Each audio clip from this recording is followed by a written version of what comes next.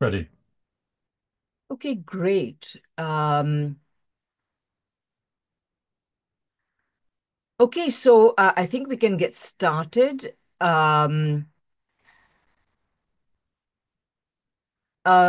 so let's start. Hello and welcome to another webinar co-organized by the International Manifesto Group and Friends of Socialist China. The topic is The Bandung Spirit Lives On, Unity Against Imperialism and the Struggle for a Multipolar Order. I'm Radhika Desai, convener of the International Manifesto Group, and I will be moderating this event. The legacy of the Bandung Conference is heavily contested. Indeed, the Bandung Conference is often dismissed. Um, it is said that it referred to a unity of African and Asian peoples that was not in evidence. It was unable to end the polarization of the world or of Asia in the Cold War. It left no lasting institutional legacy. It could not prevent rivalries, conflicts, and even wars among the powers that were represented there. However, Bandung only appears a failure if one attributes to the conference goals it never had. Its true purposes and success are thrown into relief only against the history of the imperial international order that came into being with the advent of capitalism, its geopolitical economy. The chief motor of this order has been and remains the dialectic or the confrontation between the major capitalist powers' drive to subordinate the rest of the world, preventing it from pursuing its own development, and instead supporting that of the imperial world, a drive that peaked in 1914 and the opposing drive to resist and repeal this subordination by pursuing policies of national autonomous development, usually socialist or socialistic. This opposing drive gathered momentum in the middle of the 20th century, has considerable achievements to its credit, and still, however, has far to go. The April 1955 Bandung Conference marked the formal start of a new stage in this anti-imperialist resistance, one where the need to transform the structure of the world economy was put on the agenda. From the vertical hub and spoke relations of domination and subordination between a small number of European powers, their offshoots, and Japan, and the rest of the world, subordinated to these countries in colonial and semi-colonial ways, the world began moving slowly, with many interruptions, deviations, and even reversals, to one of horizontal relations of solidarity, relations promoting development, and mutually beneficial trade and economic relations. This process is still ongoing, and that is why Bandung remains relevant today. Perhaps at the core of this process is the recognition that the sovereignty of a country extended to its right to organize its economy in any way it chose. The element of Bandung that best expressed this. Oh, sorry. We didn't start the recording earlier. We'll re-record the earlier part later, but I'll just continue. Um, where was I? Okay, yeah. The element of Bandung that best expressed this was Nehru's insistence on communist China's inclusion and the success Zhou Enlai made once he was invited and was there. For centuries, the West had considered it its right and prerogative to compel countries to open up their economies to itself, on pain of formal and informal colonization, which would forcefully effect the same thing. Effectively, while the so-called Westphalia system operated among capitalist countries, countries that did not meet the essentially capitalist standard of civilization could be legally subjugated and compelled to transform their economic structures into ones that suited the development of the imperial countries and not of the countries themselves.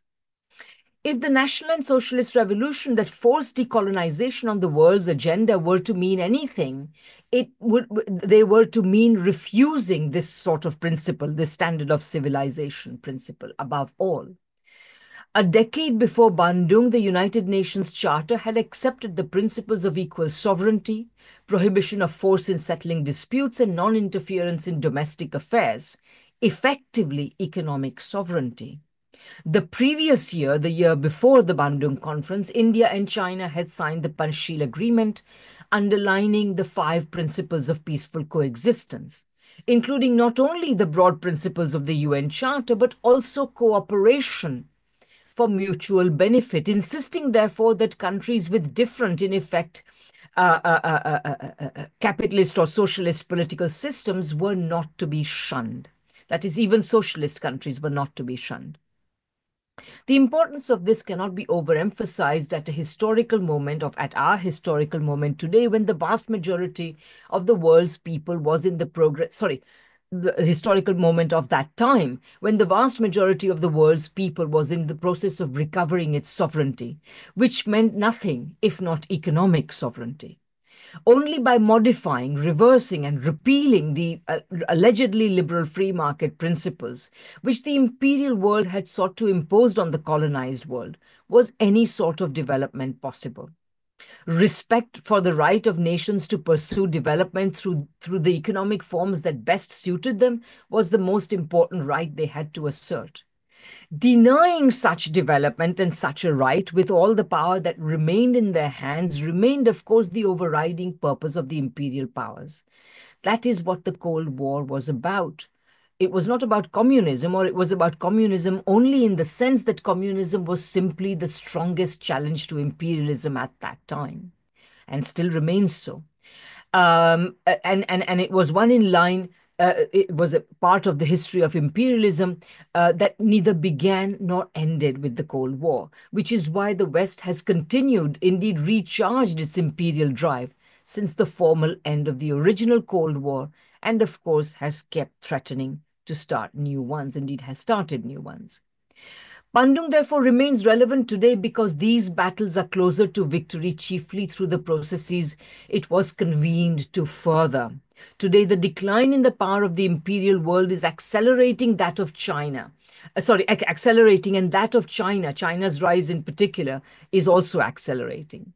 As the developing world increasingly asserts its sovereignty and pursues development, vertical imperial hub-and-spoke relations are falling away, and new forms of horizontal international cooperation for mutually beneficial development are emerging within it. The Bandung spirit went on to inspire the non-aligned movement, the formation of UNCTAD, or the United Nations Conference on Trade and Development, which became a sort of think tank for developing countries, the demand for a new international economic order, the many alliances of developing countries that contributed to creating ensuring that the WTO accepted that developing countries had different interests. And today it continues to light the way for the formation of the BRICS Plus and the constantly thickening set of alliances, agreements, and partnerships of the countries of the third world that is the essence of multipolarity. So with these remarks, I will end the beginning of our reflections on how and why the Bandung spirit lives on, and our guest speakers are going to continue this. Very distinguished guest speakers are going to continue this.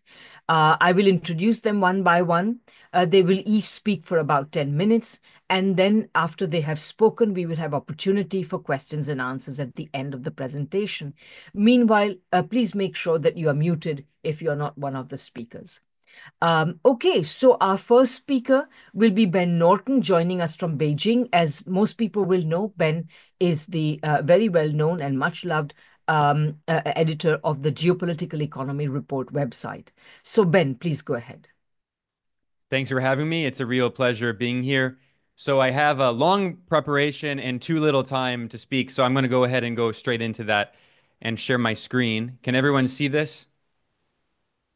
Yes. Okay, great. The title is BRICS, Bandung, and Multipolarity. So I want to begin this discussion today talking about what we mean by multipolarity. There's a lot of discussion of the fact that we're in a multipolar world. This was acknowledged at the Munich Security Conference in 2025. The title of its annual report was Multipolarization.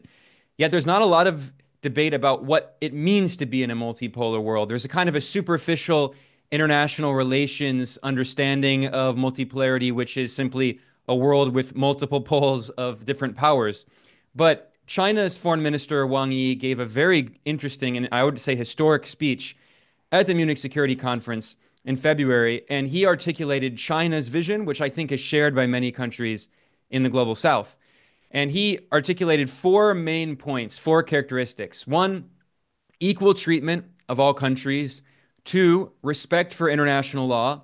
Three, multilateralism centered in the United Nations. And four, openness and mutual benefit.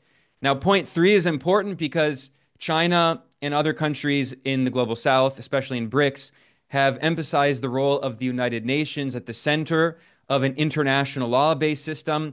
And they have contrasted that to the attempt by the US led West to create this arbitrary rules based international order in which the West makes the rules. In the same speech, Wang Yi went further and he said that when he talks about multipolarity, China does not mean rivalry between big powers, which also we'll talk about in a second, is what the US means when it says multipolarity. China argues that great power rivalry has brought disaster to humanity and must be ended. And China opposed the idea not only of a colonial system, but also of the core periphery structure, which is an acknowledgement that at the highest levels of the Communist Party of China, there's a debate going on about world systems theory and how to essentially lift the global south, lift the periphery out of the periphery, and end these core periphery dynamics. China also emphasized the need for greater democracy in international relations, equal rights, equal opportunities, and equal rules. And I would say this is actually a good short summary of multipolarity. Quote, equality among all countries regardless of size, end quote. And of course, increasing the representation of the global south so every country has its voice heard. Now, of course, this is China's view. There are 123 countries in the world. I can't go through every single country's view of multipolarity. Given my time living in Nicaragua, I thought it would be interesting to briefly look at President Daniel Ortega, the leader of the Sandinista revolution, and how many people in the Latin American left see multipolarity. They have an anti-imperialist view of multipolarity. As President Ortega said, it's a new order that buries imperialism, buries the colonialists. It's a democracy of nations. However, he warned that North American imperialism is trying to destroy multipolarity to maintain its hegemony. So this is a clearly progressive anti-imperialist form of multipolarity. We should contrast that very greatly with the US view, and this was articulated by the current US Secretary of State, Marco Rubio, who oversees the Trump administration's foreign policy. Whenever he talks about multipolarity, as he has often done in recent years, he makes it clear that when he says multipolarity, he means that the world is no longer unipolar. It's no longer completely dominated by the United States. There are near-peer adversaries, namely China and also Russia, but primarily China. So the US essentially sees multipolarity as a world in which there are large powers that can challenge US dominance, but with little regard for the sovereignty of the majority of countries, especially small countries, which is why the Trump administration, which claims to support peace, is threatening to colonize Greenland, colonize the Panama Canal, colonize Gaza, etc., etc. We also see this reflected in the rhetoric of the Pentagon, which a decade ago started talking about great power competition.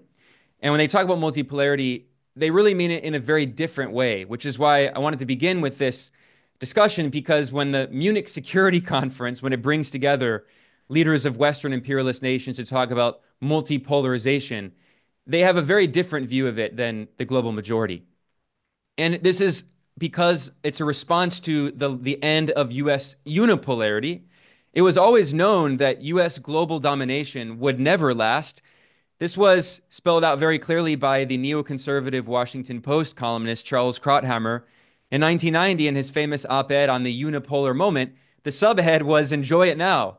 It won't last long." And it obviously didn't last long. Now, I think one of the key differences is the shift in the global economy, because if you look at Angus Madison, the economic historian, and he attempted to look at GDP over thousands of years around the world, and there's been some justified criticism of some of his methodology, especially in parts of Asia where he did some very blunt estimates, to put it mildly.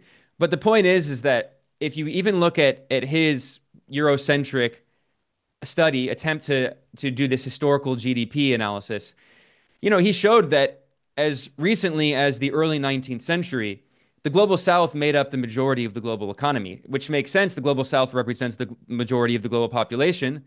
And as recently as 1820, China represented one third of global GDP, and India made up a sizable share as well. Of course, we've seen through the era of colonization and when industrialization started in the core capitalist countries, we saw this great divergence. But in the past few decades, there has been a slow redemocratization of the global economy. I don't want to exaggerate that because there are still many extreme inequalities. But if you look, for instance, at IMF data, you can see that as recently as 1980, when you measure GDP at purchasing power parity, emerging markets and developing economies made up less than 40% of the global economy. And today, it's over 60%.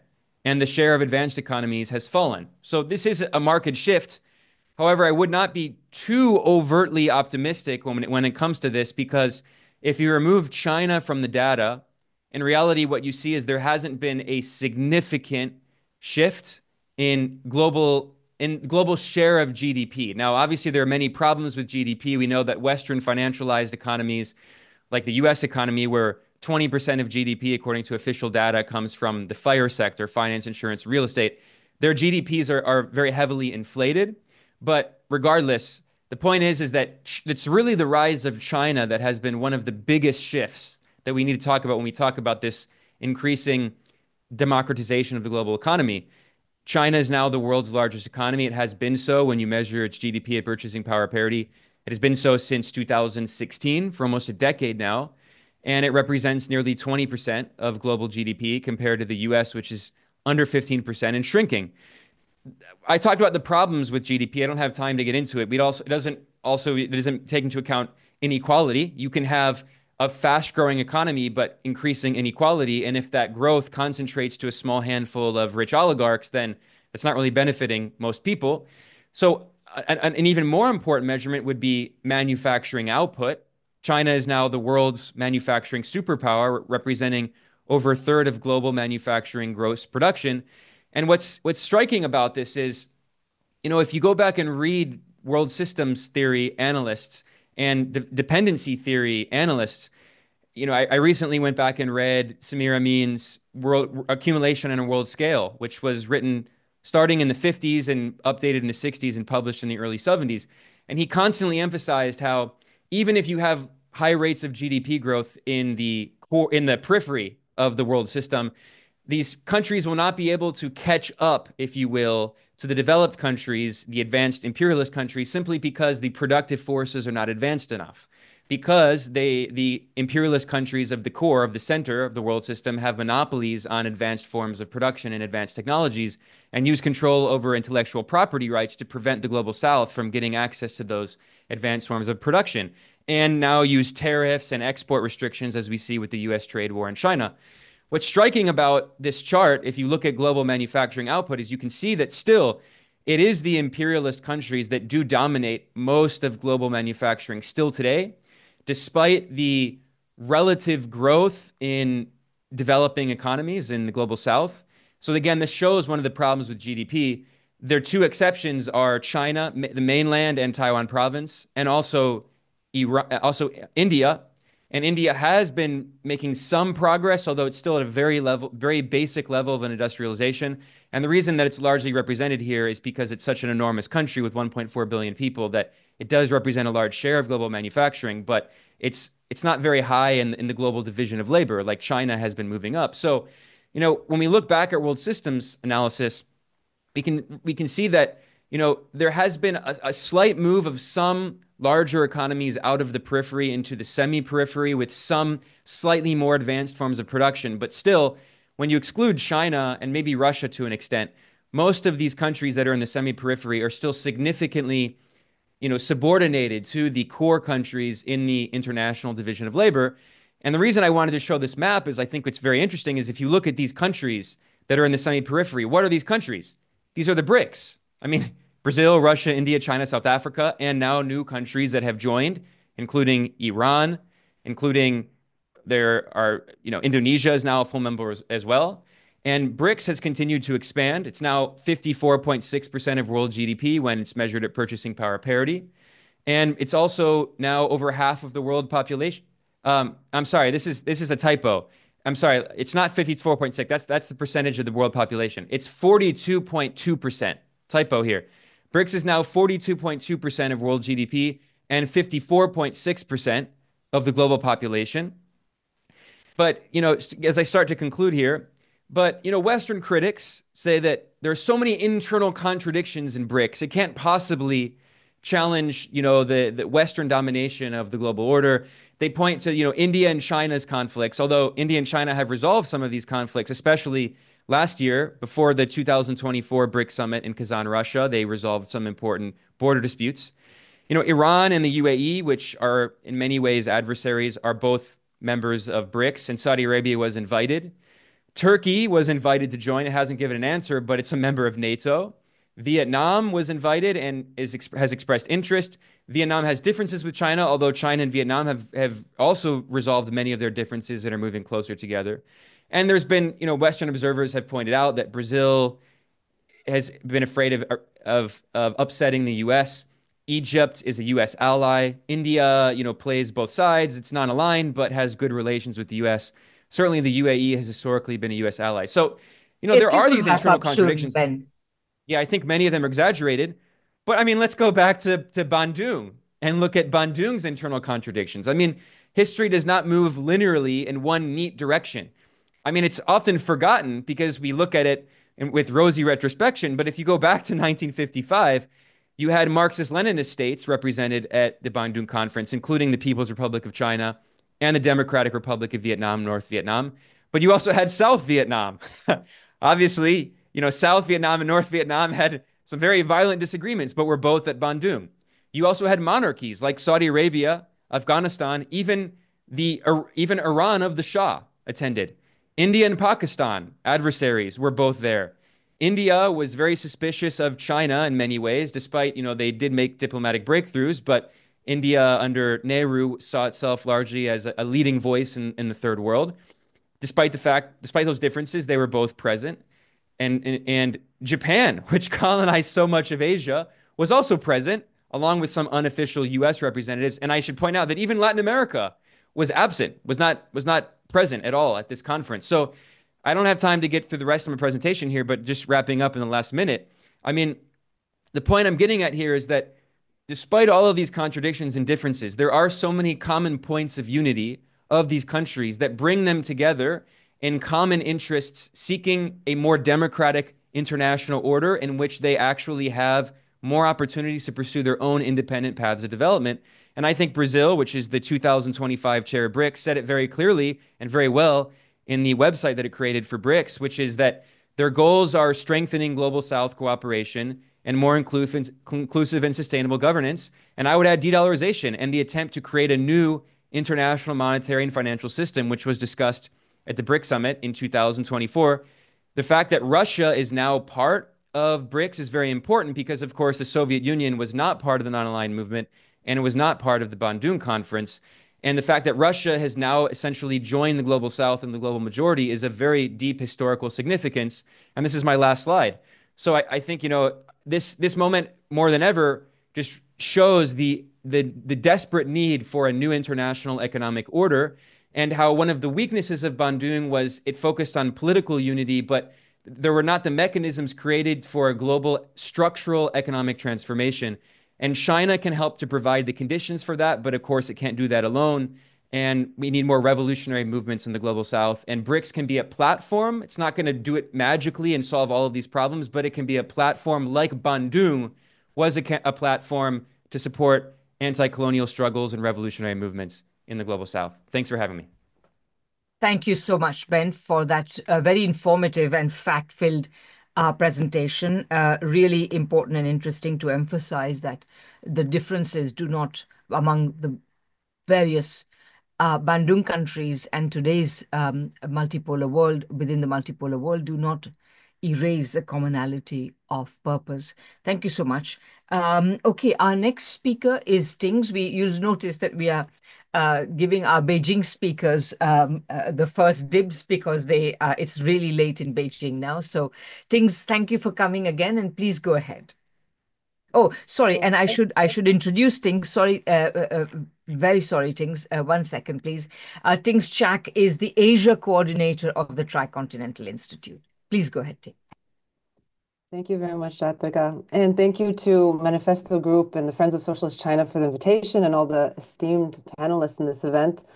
So what I'll be sharing today actually comes from two publications from the Tricontinental Institute. And one is an article that I just wrote for a forthcoming Asia newsletter. And the other is a dossier we just launched this month called The Bandung Spirit, so fittingly for this event.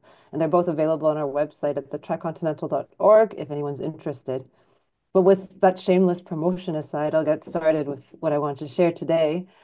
So of course, I think the introduction, we already know that very much the Bandung Conference began 70 years ago this month when we remember that 29 newly or nearly independent Asian and African nations inaugurated on the historic walk down the Asia-Africa road amongst the teeming masses to the conference conference hall that was renamed the Freedom Building.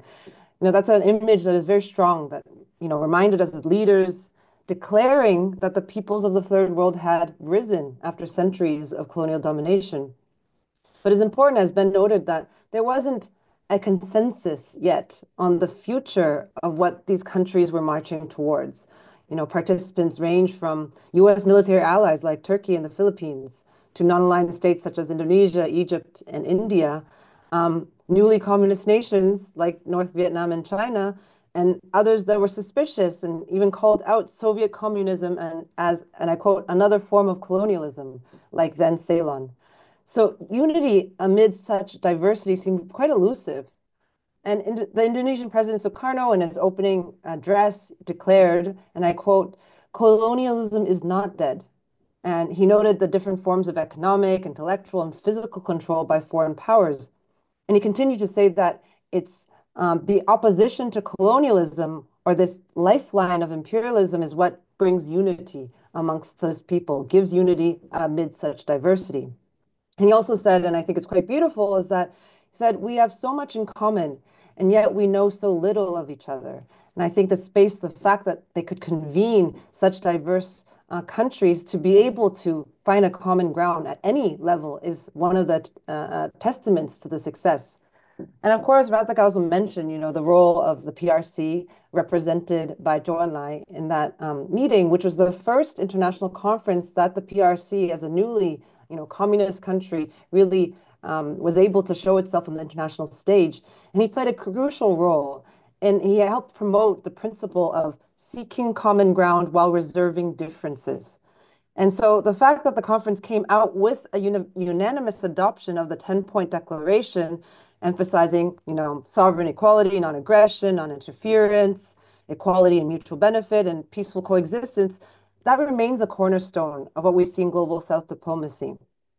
But of course, this Bandung spirit, which we're talking about, challenged and was seen as a threat to many of the Western powers because they were alarmed by this emerging solidarity, particularly, of course, in the United States.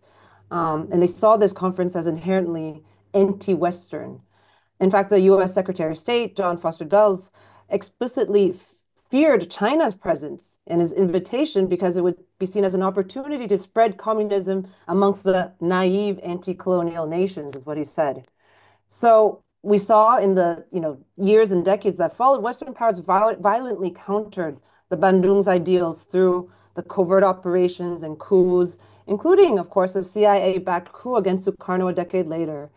But despite these attacks, I think it's important, even 70 years later, we're talking about the Bandung spirit as something that still persists in the political imagination now in the renamed Global South. And, we've been talking in Tricontinental, describing this, new emerging world order, or maybe a new mood that is slowly emerging amongst the Global South countries, but still very much inspired by these aspirations towards these Bandung, core ideas, of an international world system that is not necessarily dominated by the Western imperialist powers. And this new mood is backed by material changes that I think Ben really helped highlight with a lot of data and facts. We've seen in the past decades the center of gravity of the world economy has shifted eastward, of course, with China, but also other Asian countries becoming the engines of global South and global growth in general. And of course, with that, institutions like BRICS, with its continual expansion, that show this growing political and economic collaboration amongst countries of the South. Of course, initiatives led by China, like the Belt and Road Initiative, that invests in this connectivity and infrastructure outside of this Western-centric or Eurocentric system. And it calls for, things that we have heard since Bandung of economic cooperation, peaceful coexistence, and the creation of a new multilateral, multipolar world order. And of course, by 2024, we've seen this have economic and material changes. Today, nearly half of China's foreign trade was with other Belt and Road Initiative countries and signaling a deliberate diversification away from Western markets. But I think to say this is that this multipolar vision still faces significant resistance. And I think we've seen that notably under Trump 2.0, and the escalations of this, trade war through its aggressive trade policies. Of course, we all know very well by now in February when he signed the executive order to introduce sweeping tariffs of 10% on all imports to the US. And then he imposed even heavier tariffs on both friends and foes. And in this strong arming fashion, he, announced via social media a very temporary reprieve for countries that have, he said, have not retaliated in any way, while of course doubling down on China, which is the ultimate target. So I think very much like Dulles in 1955, worried about China's participation, maybe then they were worried of China as being an ideological, the world's largest communist third world nation. Today, the US fears China as an economic and existential threat. The tariff onslaught has injected actually instability into the global economy, as we've seen, further eroding the norms of multilateral trade, which ironically actually undermines the very international trading system that the US helped develop in its own favor. So I just want to say a little bit about China's response in the context of thinking about, the Bandung spirit as well. And we've seen actually China responding quite swiftly and robustly, not only from the point of view of actually reciprocal tariffs, but also complemented with a very strong diplomatic position, criticizing, U.S. bullying tactics, while also defending the importance of national sovereignty. And we've seen this gain wide public support, pretty much a consensus across the Chinese people, but also as not for China alone, really, but because China is a country of the global South. And of course, this was also followed by proactive diplomatic initiatives that Ben also alluded to, 2 weeks after Trump, unleashed these tariffs into the world, this new set of tariffs, President Xi Jinping toured the Southeast Asia region, which was one of the most hardly hit regions by the tariffs, with Cambodia being hit with 49% tariffs, Vietnam with 46%. And he came out of that tour signing 31 agreements in Malaysia, 37 agreements in Cambodia, spanning, of course, various sectors. In Vietnam, which is a very crucial relationship, Xi was able to call on, and I quote, bilateral ties to resist unilateral bullying. And there, of course, 45 agreements were signed, in addition to important party-to-party exchanges that underscore also a certain alignment amongst the country's communist parties. So, of course, this tendency over the last years, already seeing China's trade diversification strategy has produced results. I mentioned earlier on the Belt and Road Initiative countries and its proportion on Chinese trade, but we've also seen trade within the RCEP in the larger Asian countries have been growing quite steadily, 12% year-on-year growth, and effectively helping at least some insulation of some of these disruptions caused by these unilateral tariffs. And just to kind of bring some of these ideas of whether or not we think the Bandung spirit is something that we've been discussing a lot in the Tricontinental, and we elaborate in this dossier, is that we still very much think that, yes, it's an aspiration that is not yet realized. The contemporary rise of the global south, though of course economically significant, lacks a few characteristics that we saw in the Bandung era. The main thing is that it lacks this mass-driven anti-imperialist sovereignty that defined Bandung.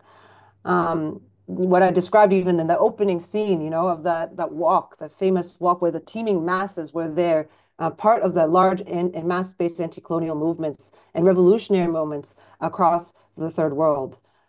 We know, and there are tensions within, whether it's the BRICS or RCEP or other types of global South platforms, a lack of still unity, whether it's, been pointed to the India-China questions, to also, changes within very volatile, countries from election to election, be it Brazil or Argentina or other countries where we've been seeing quite a bit of flip and flop depending on those election cycles. Ultimately, I think, and I'll be wrapping up soon, is that I think transforming these existing multipolar trends into a true Bandung-inspired global movement requires sustained effort. And this isn't only at the level of the states and leaders. And this is also where I think the question of where mass-based movements and people struggles and the real revival of a culture of solidarity and unity through diversity that Bandung really represented amongst the peoples of the global South. And I really like one of the metaphors that Joe and I brought in Bandung, which is that imperialism is a hand with five fingers of political control, military pressure, economic exploitation, cultural infiltration, and racial discrimination. And we need to actually mobilize across all these fronts in order to confront US imperialism. It's not just on an economic front to be able to address what we need. And one of the things I guess I want to say is that, Tricontinental Institute for Social Research was founded in 2018 as a pillar of a process called the International People's Assembly, which was the idea to bring together now over 200 mass-based political organizations from around the world to try to bring a basis of unity around an anti-imperialist agenda and action, and to revive an internationalist and I would say also a Bandung spirit. And I think our institute is trying our very best to try to help accompany these movements to produce knowledge from these concrete actions and mobilizations. And I'll wrap up here with a quote that I quite like from Sukarno, who he wrote in actually 1933, so well over 20 years before the conference itself. It's called Towards Indonesian Independence.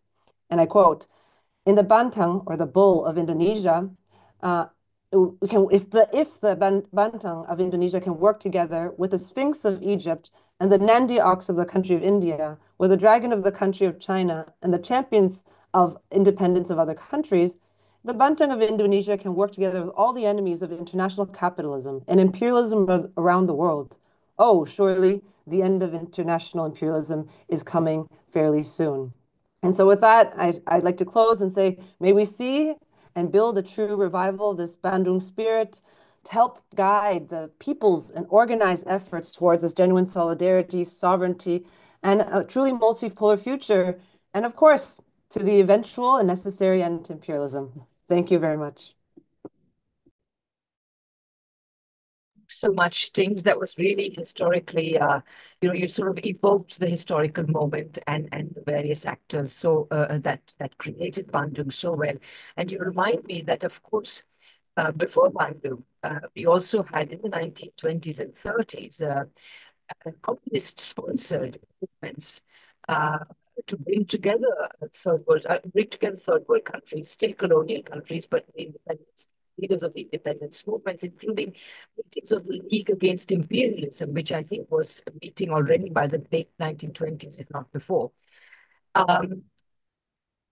Okay, I'm being told that my mic has gone again. I have no idea why, but I hope you can hear me just enough to hear me introduce our next speaker, and that's Dr. Jenny Clegg. Dr. Jenny Clegg is the author of China's Global Strategy Towards a Multipolar World.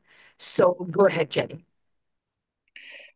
Thank you very much, Radhika. I feel very privileged to be invited on this panel by Friends of Socialist China and the International Manifesto Group. And we've already had fantastic presentations. I'm sure that what I'm going to say is going to repeat what's already been said, but perhaps with a with a bit of a twist here and there. Today, we see the rise of the Global South and South-South cooperation as the driving forces in a progressive multipolar trend. This trend can be traced back to the Bandung Conference of 1955, convened in a moment of hiatus following the French defeat in Vietnam, with US-led forces stalemated by Chinese and North Koreans in Korea. Delegates from 29 African and Asian countries seized the time to seek strength through unity against the Cold War pressure to divide the anti-colonial struggles.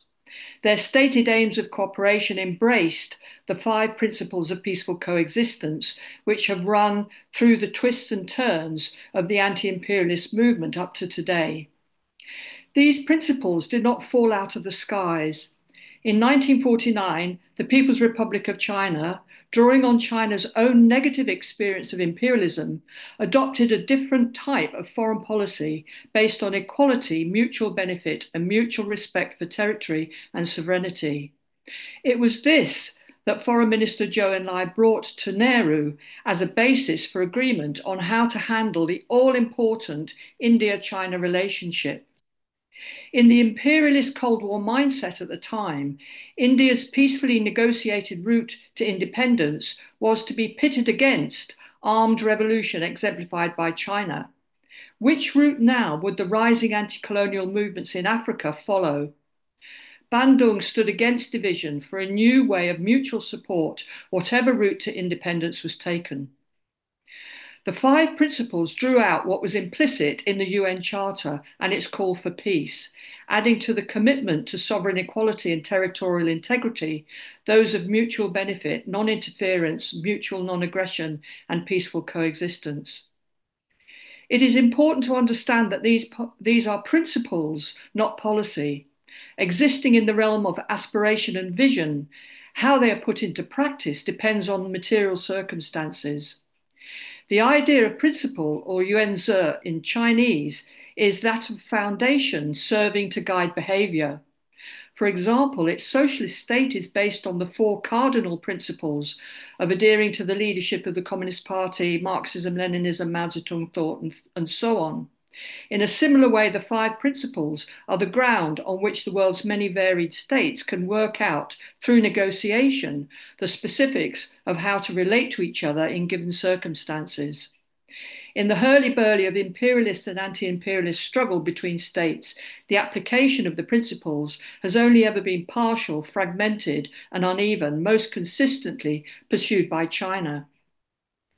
So over the decades, the 5 principles have evolved. From opposition to European colonialism in the 1950s to the non-aligned movement in the 1960s, which exposed the neo-colonial order framed by the US and its North-South divide.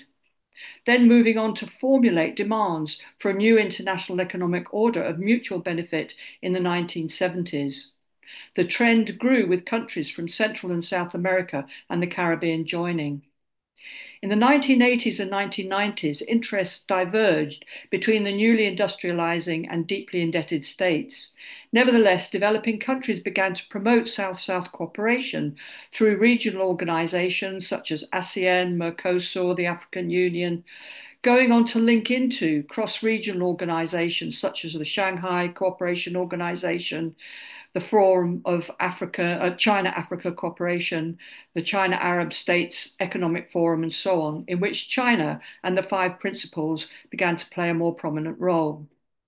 With a broad-based global south now emerging, China has articulated the 5 principles into 3 global initiatives: the Global Development Initiative, articulating the principle of mutual benefit; the Global Security Initiative, drawing together the 2 main demands for peace, disarmament and imperialism, into a common security which sees security as indivisible.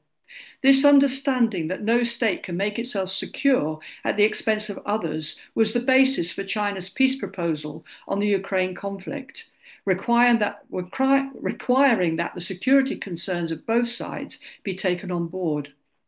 The 3rd initiative covers the peaceful coexistence of different civilizations through mutual respect and learning, not the imposition of universal values.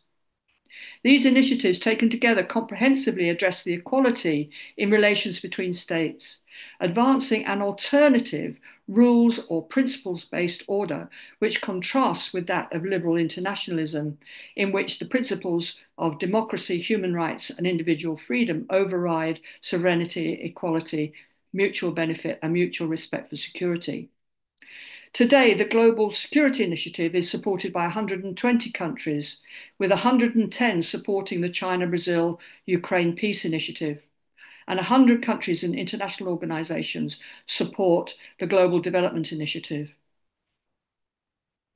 Today, the global-based liberal international order is in collapse.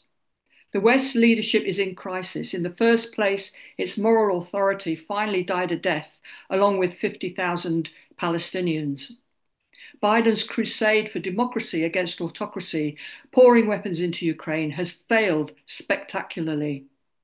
Secondly, Trump's about turn on Putin has upended the world security order with the US as guarantor, plunging the Europeans into a fit of manic rearmament.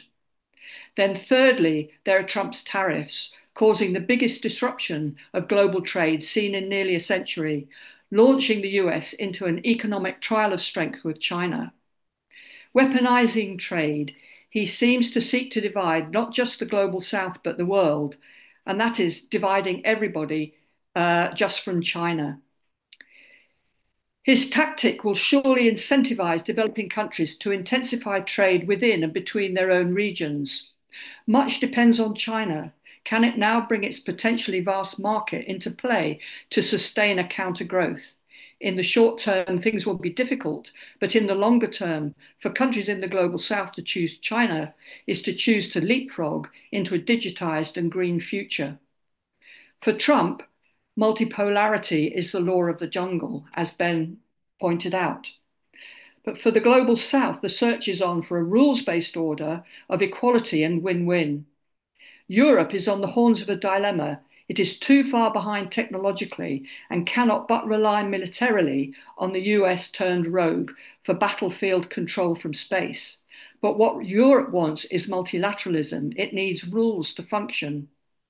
There's a lot of talk now about middle powers. What if Europe, Canada, the UK, Japan, India pull together? Can they carry the banner of liberal internationalism, democracy, and human rights forward? This is surely delusional. Weighed against the economic costs of transatlanticism and abasement to the MAGA project, for Europe, there is just one other choice, that of negotiating with the global South and with China for a different type of rules-based order of equality and mutual benefit. Can the Europeans abandon their crazed militarism and rediscover the notion of common security advanced by Olaf Palme in the 1970s, and to construct for themselves a new security architecture in Eurasia?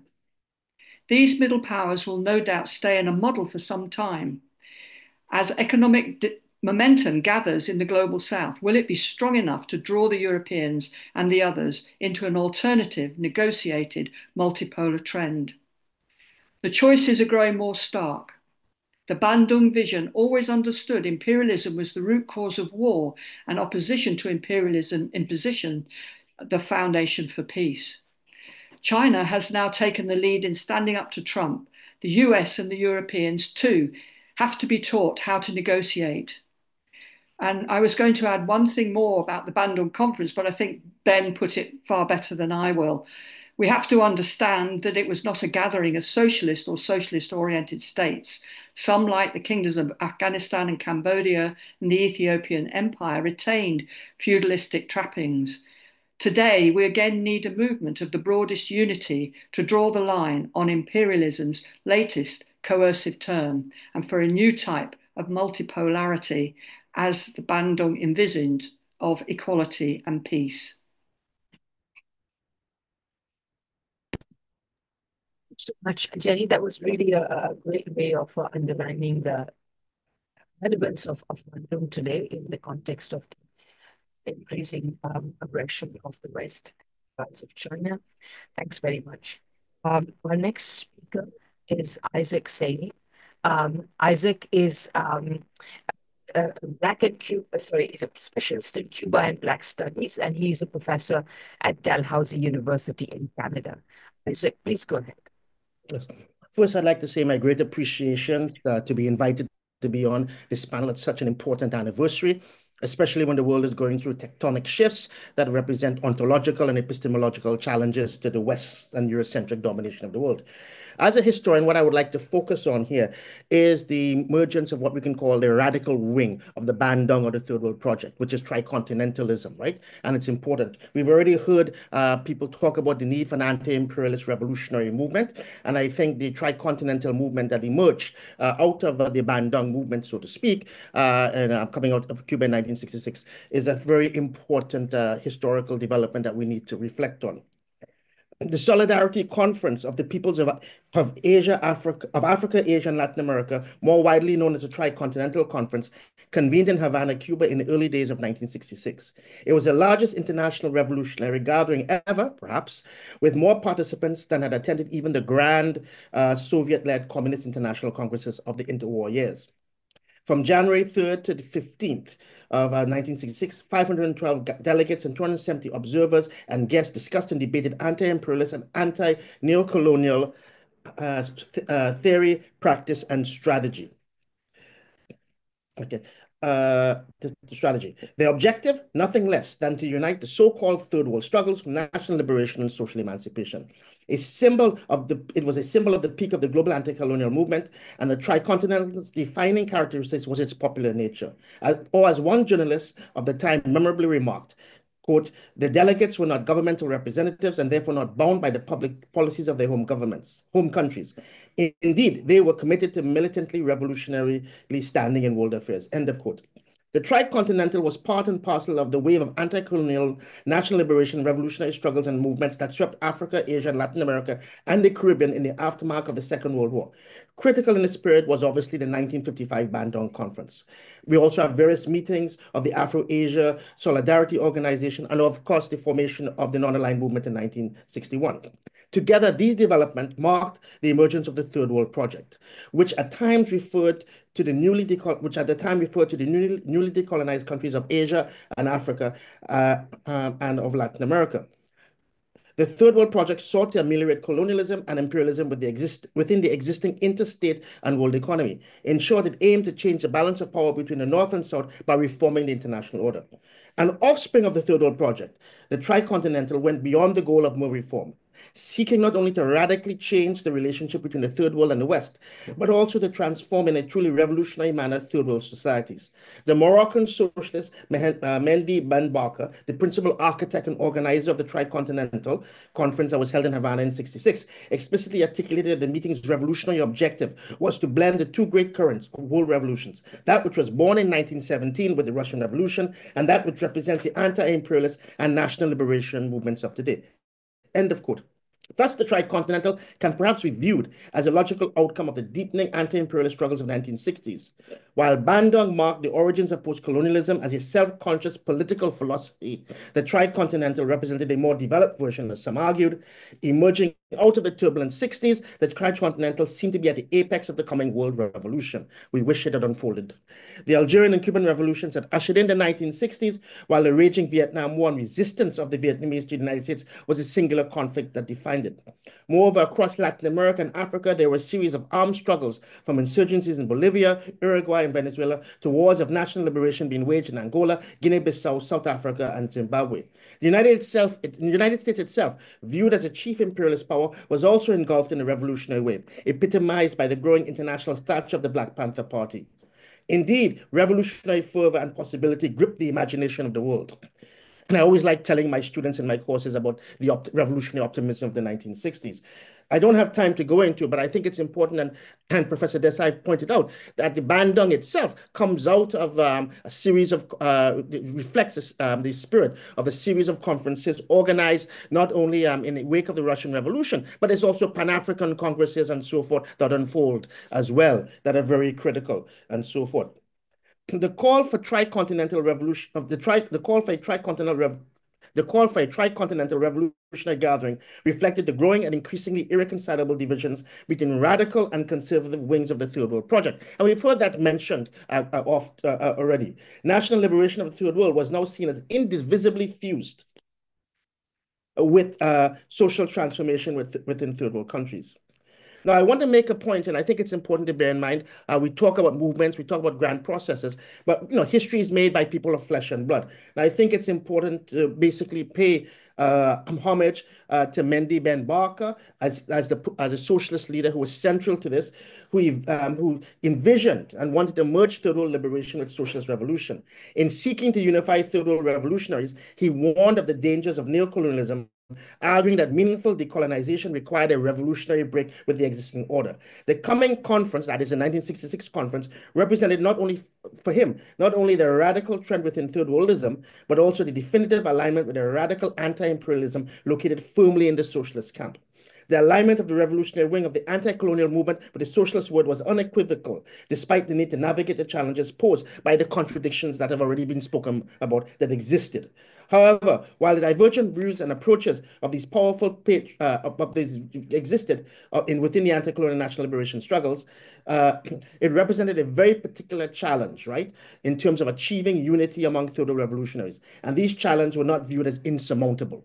As we see in emerging, and this sort of reflects some of the talk about BRICS and so forth, that these challenges, these contradictions, these tensions are seen as insurmountable, right? But at that time, they were not seen as insurmountable. In 1965, Barker, Algerian President Ahmed Ben Bella, and Cuba's Che Guevara met and laid the foundation for the Tricontinental Conference. The priorities established for the conference were anti-imperialist solidarity, support for the Vietnamese struggle, and support for Cuba. The global call and agenda was sent out, with Barker calling for greater coordination in the struggles for all peoples, as the problems in Vietnam, the Congo, and the Dominican Republic stem from the same source, U.S. imperialism. Of course, it's important to understand that Ben Barker did not live to see the fruition of his work. On October 29, 1965, he was kidnapped in Paris, never to be seen again. Obviously, a collusion of the French together with the Moroccan government and so forth. There's various talk that his body may have been dissolved in a barrel of acid, right? But it's what's important here, and I think this is critically important given the context we're living in now. It is also evident that Ben Barker's central role in organizing the Tricontinental was the real reason for his assassination. The Tricontinental was considered by Washington a direct threat to the security of the United States, since one of the main tasks of the Tricontinental was to provide financial and military support for various national liberation struggles and to unify them. In short, Ben Barker's ability to rally the worldwide anti-imperialist movement reflected the growing momentum of revolutionary developments across the South, which was viewed by the West as unacceptable challenge to its hegemony. In fact, you can see this almost hysterically reflected in various declassified U.S. documents. Here's one document I'll quote from you that came out from the Senate. Quote, "It is humiliating enough to have the international communist conspiracy seize control of a country only 90 miles from American shores and maintain itself in power despite all the pressures we have thus far brought to bear. It becomes 1,000 times as humiliating when that country is transformed into a headquarters for international revolutionary subversion, while the OAS, the Organization of American States, and the mighty United States of America, they say in this U.S. document, look on helplessly and apparently incapable of any decisive action." The Tricontinental was cast by Western intelligence analysts as an existential threat that presaged and initiated a global assault on Western imperialism, opening an era of international guerrilla warfare. In this context, Barker's murder cannot be seen as an isolated event. It reflected the West's intense response to the burgeoning Third World Revolution. It is not inconsequential that the Tricontinental was preceded by the overthrow of Indonesian President Sukarno in 1965, which set in motion the mass killing of hundreds of thousands of suspected communists. The Tricontinental only amplified the perception of a significant threat to the imperial order. Washington orchestrated a concerted global campaign of subversion, assassination that targeted national liberation movements, particularly its leadership. Che Guevara in 1967 is killed, Amilcar Cabral in 73, and I could go on and go on. And I think, this, in a sense, does not portend well when we see U.S. imperialism in decline as a wounded beast seeking to maintain its control. What I think is also important here, and there's so much to cover, okay, is that where we see the impact of Bandung and the Third World and the Tricontinental, the Third World Project and the Tricontinental Movement is in the new international economic order, which has often been forgotten, right? Where the ideas of tricontinentalism continue to resonate with great effect. In 1973, the Fourth National Non-Aligned Movement Summit in Algiers called for the establishment of new international order. Key NIEU economic proposals centered on substantial and lasting increase in raw material prices, reduction in debt, more favorable terms of trade, transfer of technology, and so forth. And in fact, however, it went beyond pure economic stipulations to also make political demands. While primarily articulated through the United Nations Conference on Trade and Development, the new international economic order aimed to revolutionize the international order from within, a compromise between the Tricontinental's revolutionary vision and Bandung's reformist spirit. The declaration on the establishment of a new international economic order, adopted by the UN General Assembly on May 1st, 1974, reflected core tricontinental principles, including a whole series of prescriptions and so forth that I really can't go into at this time. If you would wrap up, Isaac. So yeah. I think you were so already, just yeah. remind. Yeah, so I'd like to say that, this tricontinental signaled the possibility and promise of third world unity, global south unity. The possibility was thwarted and the promise unfulfilled. Nevertheless, whatever its limitations and disappointments, the tricontinental took the concept of solidarity amongst the peoples and nations of the south, and if only briefly made it a reality. Their idea and mission still retain relevance and urgency, and I would argue, given what we see unfolding today, has returned with a powerful vigor. Thank you. Thanks so much, Isaac. That was really great. Again, very like Jenny, very vividly reconstructing the specific circumstances of Bandung and the goals of the actual actors involved. I think we need to remind ourselves of these historical details and realities. So thank you so much. Next, we will have Keith Bennett. Keith Bennett is, of course, a co-editor of the Friends of Socialist China website, which is, of course, the organization which is sponsoring this webinar along with International Manifesto Group. And he's also an independent researcher and consultant on China's international relations. So, Keith, please go ahead. Thank you, Radhika, and thank you to all the comrades who've contributed so far. I mean, following on from such a distinguished group of speakers, I hopefully will not have too much repetition of what other people have said. However, I may also have some slight differences of emphasis in places. Anyway, that's for you to judge. But we called this meeting to celebrate the 70th anniversary of the Bandung Conference and to affirm its continued relevance. So what do I mean by that? Bandung was a key moment in the evolution and development of the international situation post-World War II. It came at the cusp of the anti-imperialist national liberation movement. Just after the liberation of China, itself preceded by the independence of India, Pakistan, Ceylon, now Sri Lanka, and Burma, now Myanmar. When Korea and Indochina were at the forefront of the global diplomatic agenda, this being the year after the 1954 Geneva Conference, just prior to the great wave of decolonization in Africa, to begin with the independence of Ghana from British colonial rule under the leadership of Osagyefo Dr. Kwame Nkrumah in March 1957, followed by the independence of Guinea from French colonial rule under the leadership of Ahmed Sékou Touré in October 1958. And with the world waking up to the full iniquity of the apartheid regime that was being progressively consolidated, with newly independent India having been the first country to raise the question at the United Nations. It was against this background that Bandung established a distinct and common Africa-Asia identity as a political concept and geopolitical reality. Of course, there were antecedents, to a great extent related to the international communist movement and to actually existing socialism. The Communist International had convened the Baku Congress of the Peoples of the East in September 1920. In 1927, again at the instigation of the Communist International, delegates, including Jawaharlal Nehru of India, Song Ching-ling, Madam Sun Yat-sen from China, and indeed Fenner Brockway from Britain's Independent Labour Party, had gathered in Brussels to found the League Against Imperialism.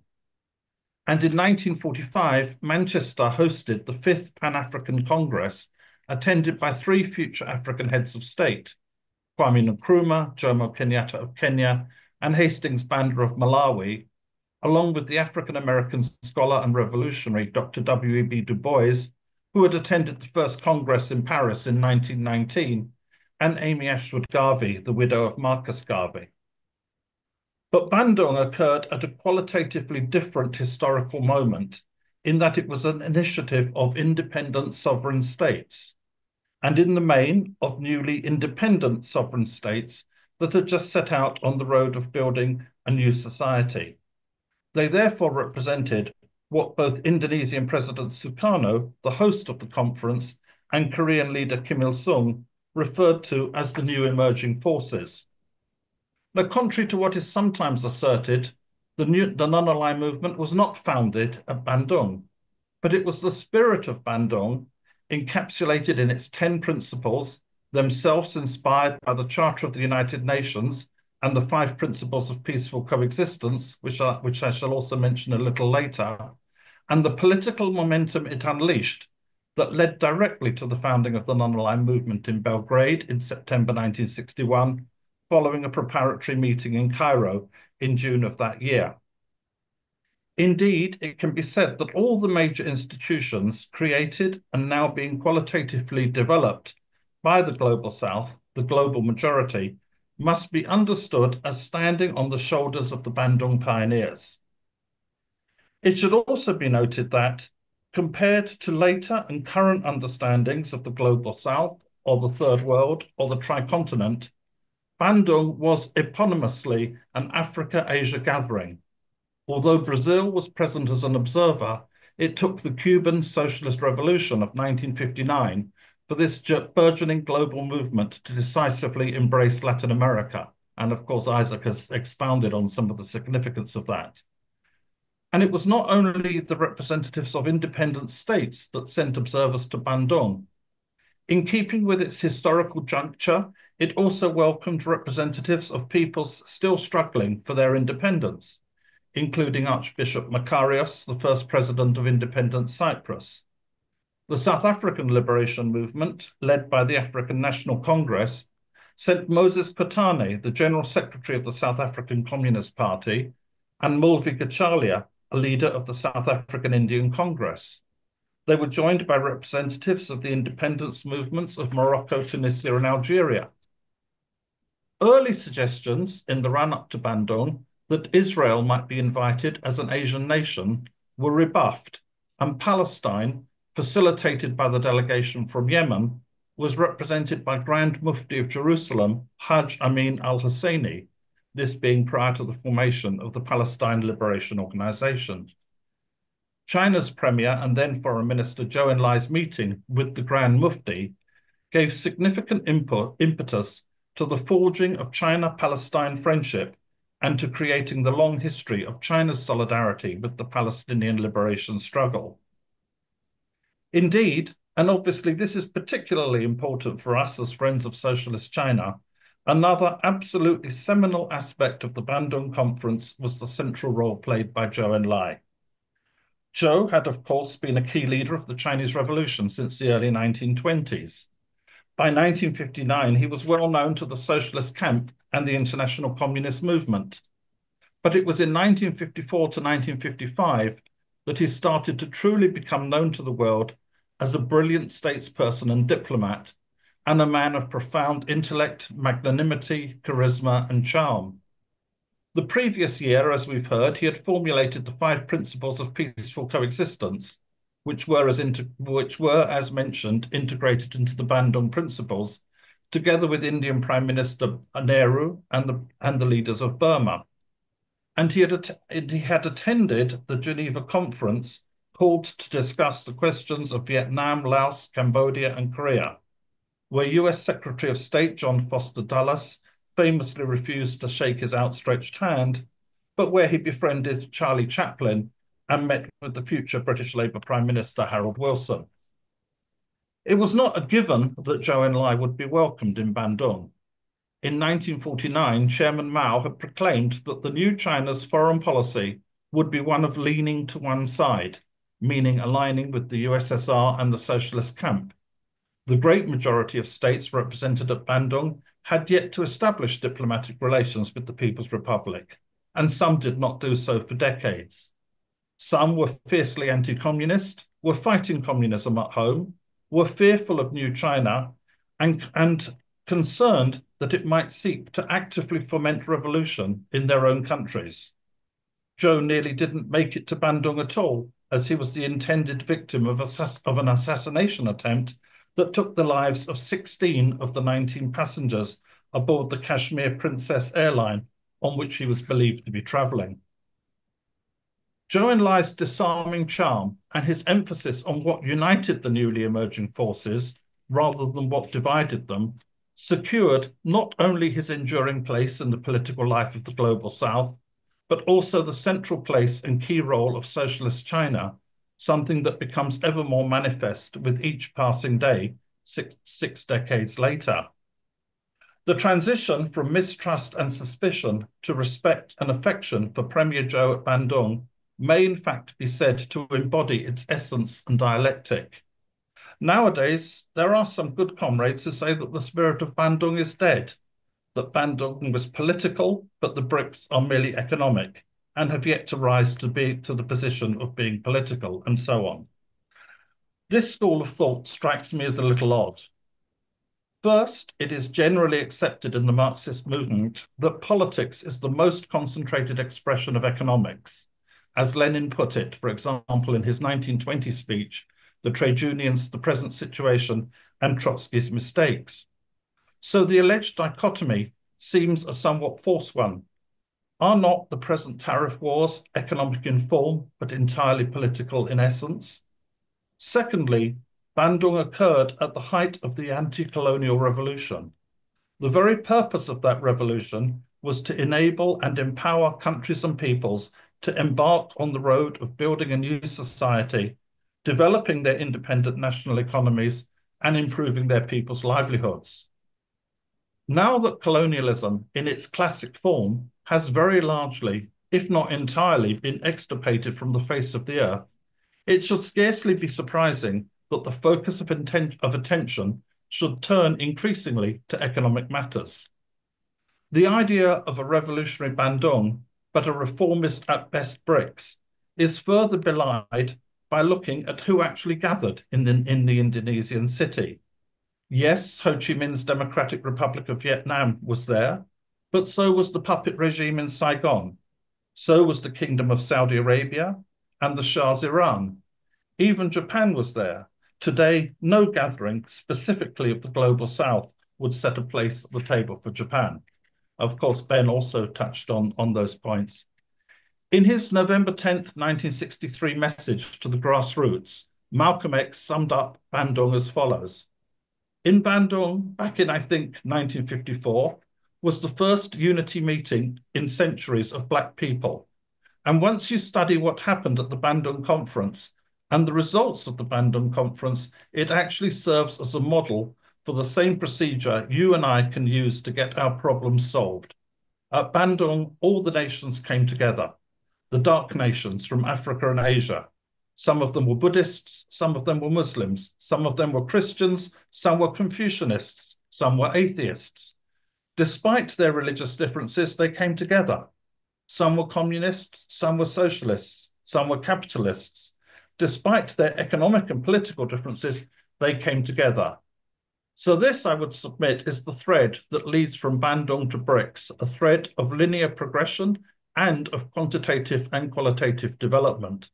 The spirit of Bandung is indeed alive, and with socialist China at its core, is now driving a process of change unseen in a century, with the rise of the Global South and the inexorable progression towards multipolarity. Thank you very much. Thank you so much, Keith. That was really, again, historically such a rich presentation, and I think also a very salutary reminder of the centrality of China to that process. And I think that this is really something we should not forget. We will now have Senator Mushahid Hussain. I hope he's here. And Senator Hussain, of course, is a senator of Pakistan, and he is also the chairman of the China-Pakistan Institute. So, Senator Hussain, please go ahead.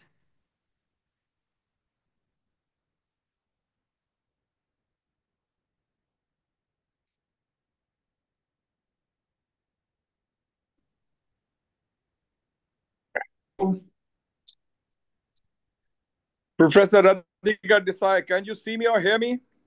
We can hear you and see you. Please go ahead. Thank you for being here Okay. at such a critical time for you. Yes.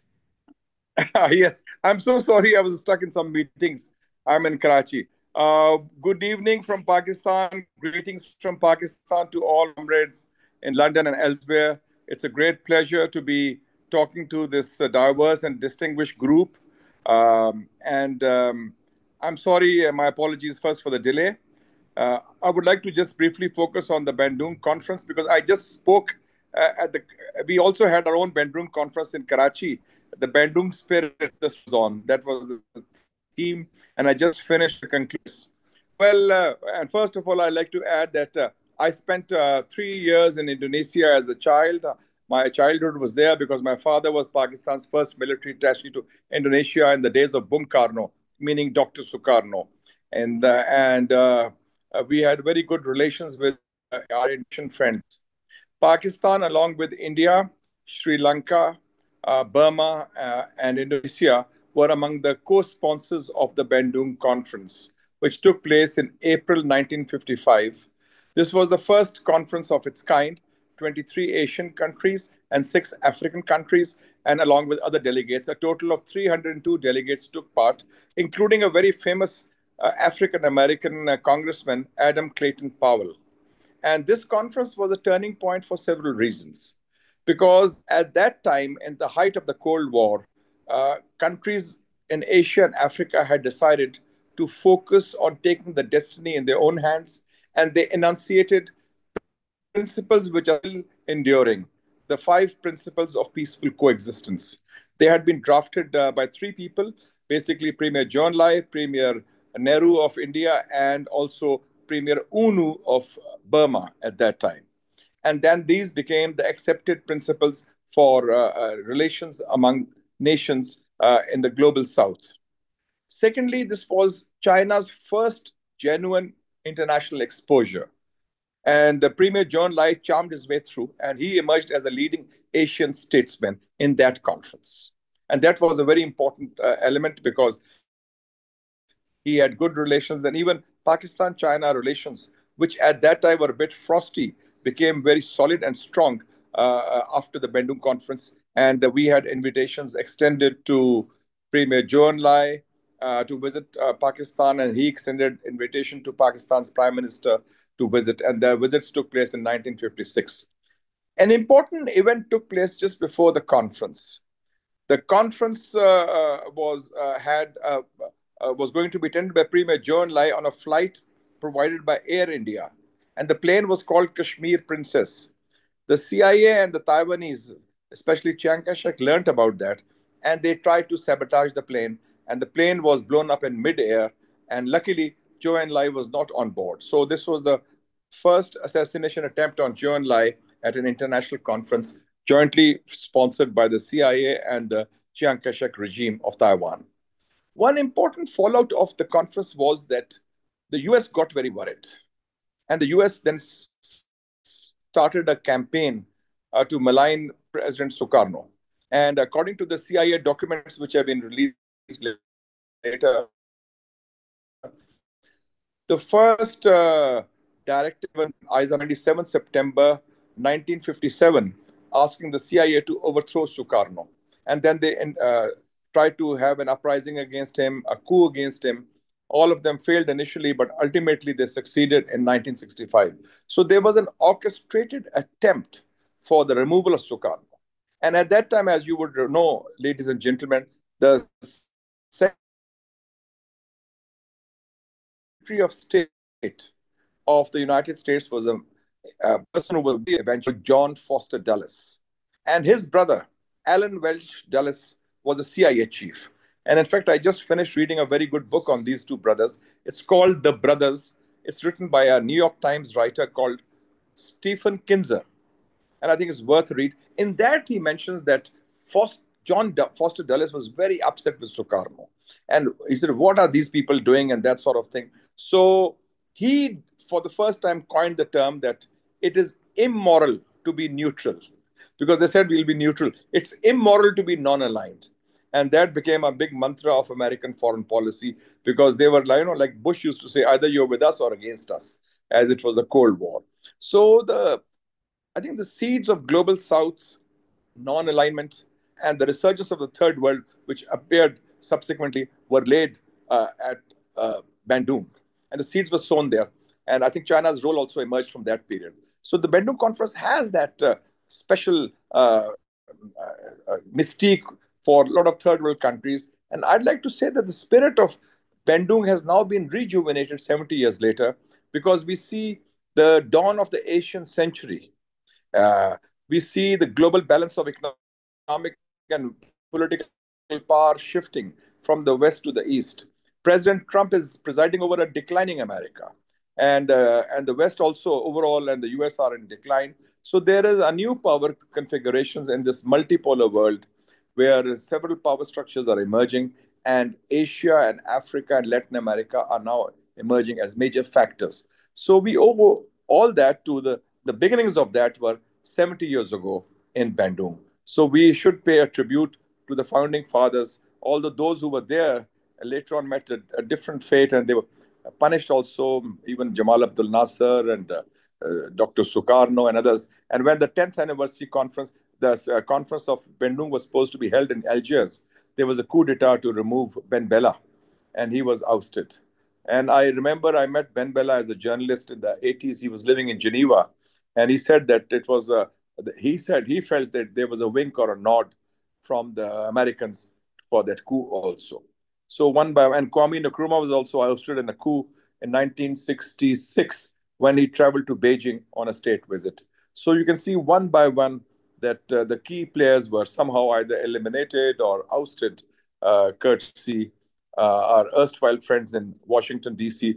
And I'm so glad that President Trump has said that he has a plan for the demolition of the deep state, a 10-point plan. I hope he succeeds in that, because the deep state in the US has done a lot of damage to third world countries and their peoples. Thank you so much. It's been a pleasure and delight to be on this program with Professor Radhika Desai and other friends and comrades, and especially my good friend and comrade, Mr. Keith Bennett. And Keith, I hope to see you in London. I'll be coming in the first week of June, and I'll be there for a week or so, and hope to see all of you there. Thank you so much. My apologies again for the delay, but I hope you understand these are not normal times. These are extraordinary times with so much happening. Thank you. Thank you so much. I think that was really a great demonstration of the assertion that we have made in our title, which is that the spirit of Bandung lives on, because it lives on in an active political actor like you. So for you, it is an important, something you think about actively, something you think about in your daily activity. So thank you so much. So great. If you have any time and if you want to hang around, please do. We will have questions and answers now. So I would now like to invite people to pose questions and answers. You can, better than putting them in the chat, you can just raise your hand. You will find the raise hand function under somewhere at the bottom of your screen. I see John has already found it, but while I'd like to wait for a couple of minutes to go to the first round of questions. Before we do that, I would like to make a couple of clarifications and make an announcement. So several people referred to who was at Bandung, and I meant to include this in this map in my presentation, but then forgot at the last minute. But this is a map created by the Russian Valdai clubs. One of the articles they published on Bandung. So it's simply a map of the countries that were represented at Bandung. Now we keep referring to it as the Bandung Conference, but the official title was a conference of Afro-Asian unity. So it involved African countries and Asian countries. So obviously, therefore, it would be inaccurate to fault it for not including Latin American countries. Yes, with the tricontinental, then Latin American countries were included, but at the time when this conference was taking place, Latin American countries had been formally independent for close to a century, in fact, more than a century. And this being a movement of newly decolonized countries, largely, or in one respect, this was not necessary. And the other part is that since it was a conference of Afro-Asian unity, Japan was invited, but the United States was not invited. And I don't think it was even there in an observer capacity. So I would just like to emphasize that. And there was another map they included, which is also worth looking at, which is that all the parts of the world that are not colored in this color, which is the color, the kind of a bluish color, all the other parts of the world are part of this sort of kind of world majority, as the Russians call it, or the larger movement of countries that in one sense or another, part of the group of countries that are pushing for a multipolar world order. So that is, we've seen the Bandung spirit sort of expand. So I thought I would just make that clarification. And the second thing I wanted to say is that I just wanted to announce our next webinar, which will be on the 11th of May. And at that time, we will be marking the victory against fascism in Europe, in particular, on which the former Soviet Union, or the Russia today, celebrates on the 9th of May. So the webinar will be entitled "The Fight Against Fascism Then and Now, 80 years after the defeat of fascism." We will be publishing further information, including a description and a list of speakers, very soon. So please watch out for that. So with that, and I should also say that I would like to urge you to please visit the websites of the two sponsoring organizations, Friends of Socialist China and the International Manifesto Group, and please consider subscribing to them and also donating to them. Okay. I will now go to the questions. There are 3 hands up, so I will take these 3 questions first. So first we will have John Graversgaard, and then Aziz Fall, and then Carlos Martinez, in that order. Please try and be brief and to the point, whether you have a comment or a question, and try not to exceed 2 minutes max. Okay, please go ahead, John. Can you, okay, can you unmute now?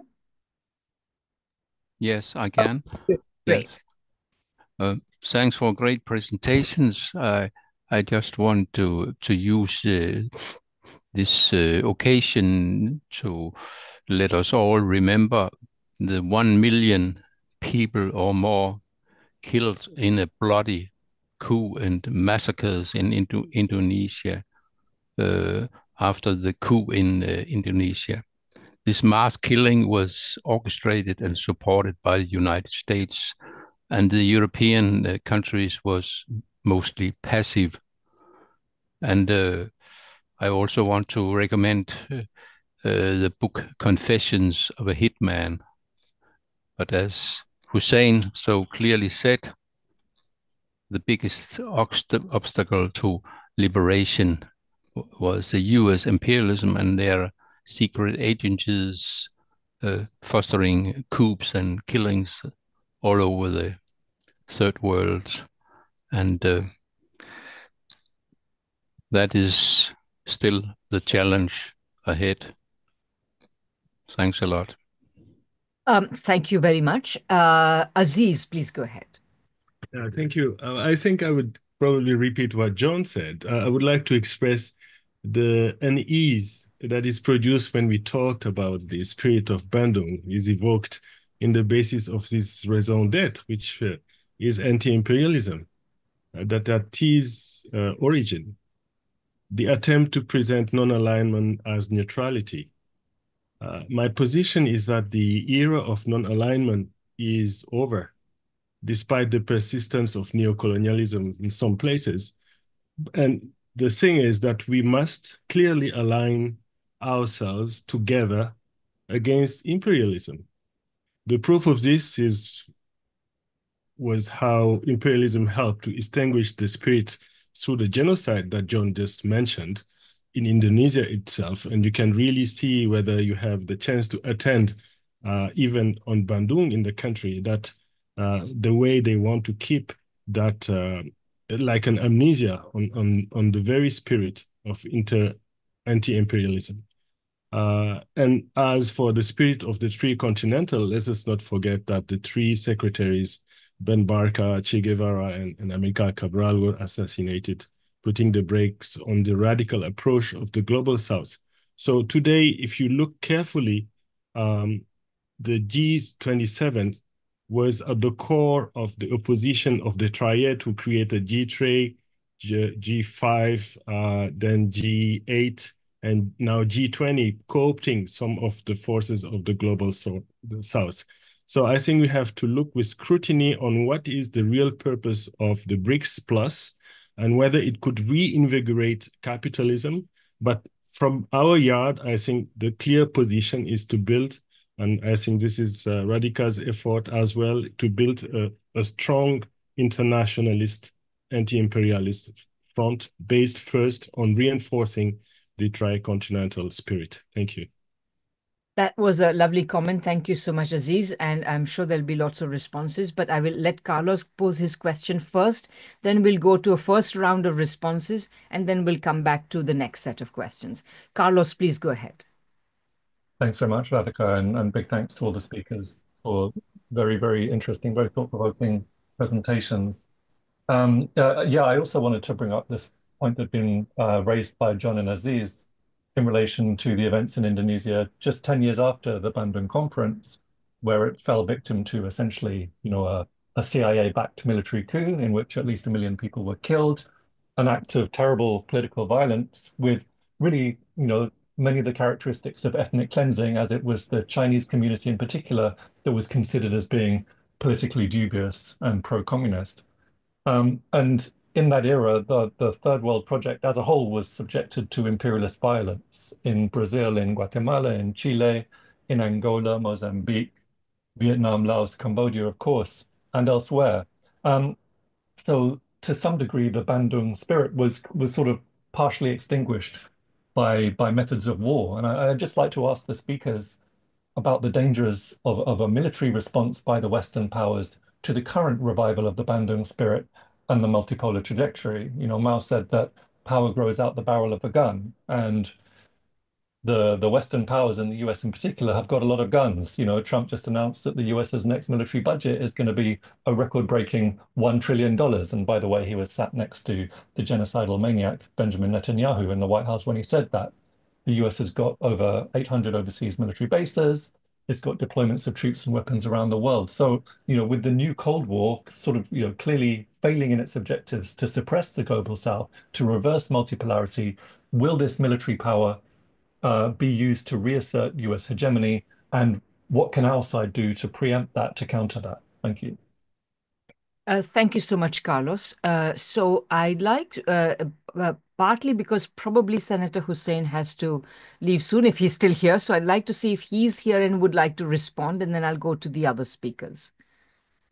Senator Hussain, are you here? Perhaps not. Okay. So in that case, I would like, and is Tings Chuck still here? Tings, would you like to go first if you're here? Sure. I mean, I think all the comments I would agree with. Everyone's very thoughtful, important comments. I guess I would want to just add one thing, and something we've been trying to think about in the Tricontinental and proposing this idea of a hyper-imperialism. What is the state of imperialism that we are actually living in? And in fact, we launched a very large study, if anyone is interested, to for our framing around this question of hyper-imperialism, what we're calling hyper-imperialism. But one other thing is, we were looking at questions. I think Samir Amin helped us a lot in his understanding of these 5 forms of control, that lie at the heart of, U.S. hegemony, that being, over controls over, or monopoly control over natural resources, financial flows, science and technology, and military power and information. And I think it's important for us to have a good assessment and a quantitative assessment too about what is the strength of imperialism today. We see an increasing rise of the global South. Of course, we talked a lot about China, a lot about other Asian countries in general, but we can't be overly excited about the demise of imperialism just so soon, because not only what Carlos had just raised right now around the question of U.S. militarism, in various aspects of U.S. hegemony, it has absolutely been unrivaled.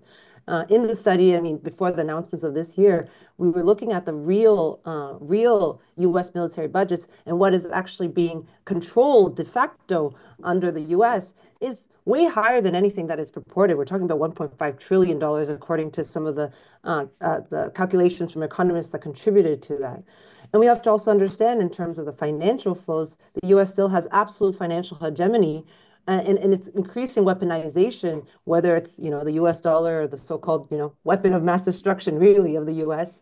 It's control of financial flows, be it through transactions or SWIFT, systems and other things like that. So as much as we are seeing this rise in economic terms, in the terms of production or economic growth, we still are seeing very, very strong U.S. hegemony in these other areas. And so that helps us in our assessment of how close we are in terms of building this unity against imperialism, which is, of course, why we're talking about the Bandung spirit in our current moment. So I just want to add those thoughts. And thank you very much for everyone's comments and attention. Thank you, Tings. Can we have Jenny, Isaac, and Keith in that order, please, if they want to respond in any way? Jenny. Yeah, thanks for these very thought-provoking questions. This afternoon, we're covering a huge range of history and the struggle between imperialism and anti-imperialism, which has gone through so many twists and turns. It's really a question where we are now of what lessons are to be drawn from these various twists and turns. I think it's absolutely right to consider what happened in Indonesia in 1965, because that was a turning point in itself.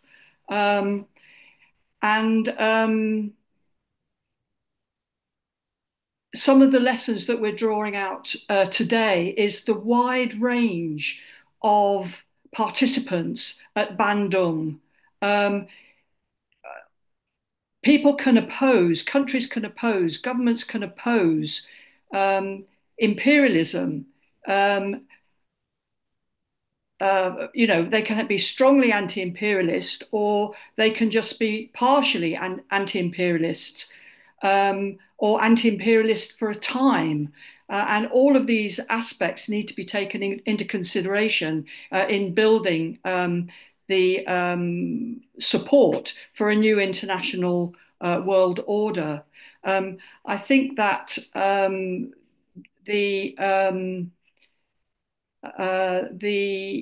some people are now talking about the Nixon shock and the Volcker shock, and how, in particular, the Volcker shock, the rise in interest rates at the end of the 1980s, set back the African countries and created so much debt and really divided Africa and the newly industrializing countries of Asia. Sorry. We might think that Trump is completely crazy, but there are brains behind him. And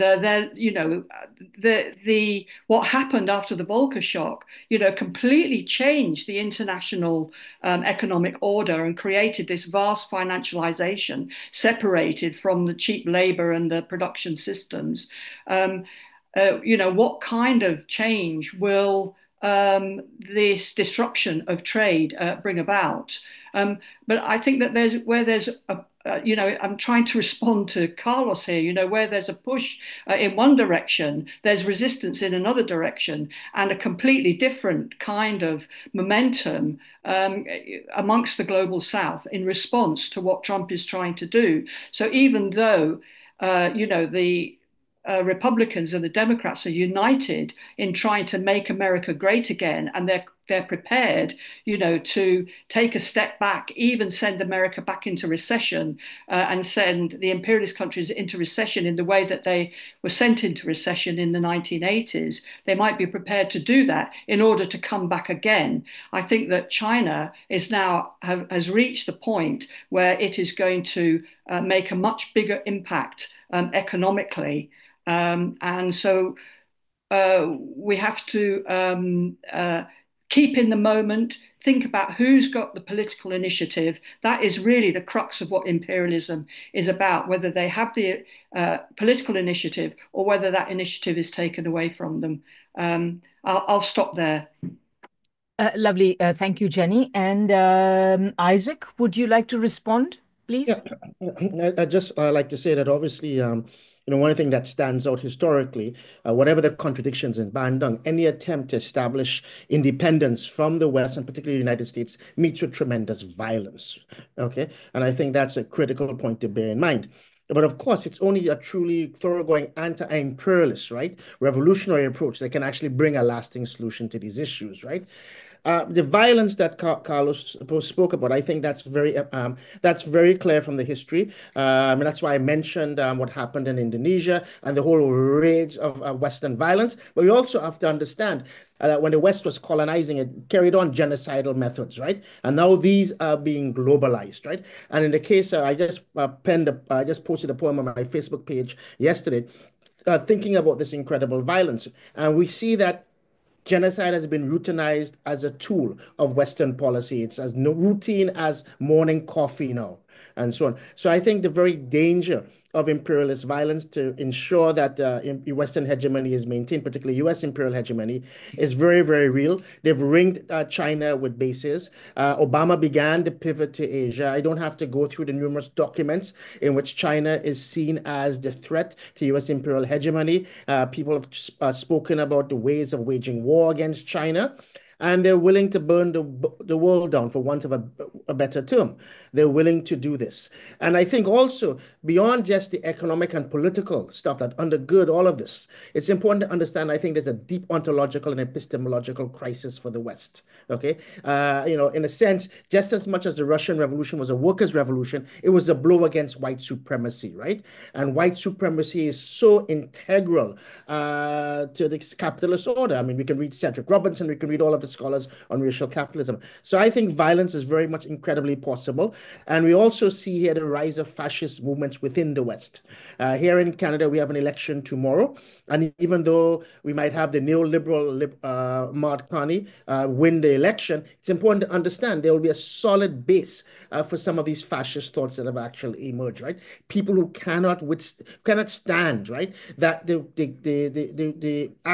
locus of political and economic influence in the world is shifting, right? So there's all of these things that are there. But I think, Carlos, your point is well taken. I think the West will not surrender meekly, right? Okay, but we have to organize, and I think that's the important point. And the last point I'd like to, in terms of what Aziz was taking about, it's important also to see what's going on in Francophone West Africa, right? This challenge, and people were noting that today, I think, marks the birth of Kwame Nkrumah, right? Or something of that nature, who spoke a lot about neocolonialism. So we see these very powerful anti-imperial challenges taking place. But the West, as we see historically, has had no problem resorting to incredible violence, up to and including sanctioning genocide. Thanks, Isaac. And Keith, would you like to respond, please? Yeah, sure. I think the people who raised questions raised very important good points, and I agree particularly with the responses given by Jenny and by Isaac. I think I think it's very important that the 1 million plus people who were massacred in Indonesia 10 years after Bandung, that needs to be remembered, because it's something that was described, for example, in a pamphlet by Deirdre Griswold, who was then from the Youth Against War and Fascism, which was the first organization in the United States to raise the slogan of victory to the NLF during the Vietnam War. Deirdre described that as being the second genocide of the 20th century. And when we look at what's happening in Gaza today, we see that this is not some matter of historical detail, or even tragic and bitter historical detail, but something that is posed very, very concretely and very cruelly, and that obviously feeds into the question that Carlos raised. I thought Aziz made a very important point when as I understood it, he critiqued the idea of presenting non-alignment as neutrality. I think non-alignment is not the same as neutrality. Non-alignment is actually a question of taking a positive stand and a progressive stand in world affairs. And it doesn't imply a neutrality between imperialism and anti-imperialism. Jenny made, I think, a very, very important point in her response when she talked about that there are forces that oppose imperialism at certain times and to different extents. And I think that's something that has to very much form a part of countries and peoples formulating their strategies and tactics. I want to actually flag up an article that I would really encourage everyone to read arising from this, and that's an article by Kim Il-sung. It's entitled Great Anti-Imperialist Revolutionary Cause of Asian, African and Latin American Peoples is Invincible. It's available on the internet. I'll put the link in the chat when we've stopped speaking. It was Kim Il-sung's article that was published in the magazine Tricontinental, marking the first anniversary of the death of Che Guevara. And I think it's really the best article that there is on the subject that I'm aware of. And it goes in particular into the question of the different forms, different levels of anti-imperialism. That brings me to another point, is that we should also keep in mind that prior to the 1965 massacre in Indonesia, there was another important gathering in Indonesia. There was a significant meeting for the 10th anniversary of Bandung, which saw some important people were there who were not at the first meeting, like Samdech Norodom Sihanouk from Cambodia, Kim Il-sung from North Korea. It's said that Sukarno introduced Kim Il-sung and Sukarno to each other with the words, "You are both you are both nice people. I would like you to be friends," as indeed they were for the rest of their lives. But in terms of yes, we know that since the massacre in Indonesia, we've had so many bitter lessons. The death squad and fascist regimes in Latin America, in Brazil, in Argentina, in Chile, the Contra war in Nicaragua, through to the present through to the present genocide in Gaza. So, as people have said, there was there can be no doubt about that there is no lengths of to the extreme violence that imperialism will go to retain its position. But it's equally the case that since the collapse of the Soviet Union and the socialist camp in Eastern Europe, far from having a period of peace dividend and so on, we've had a new period of constant wars.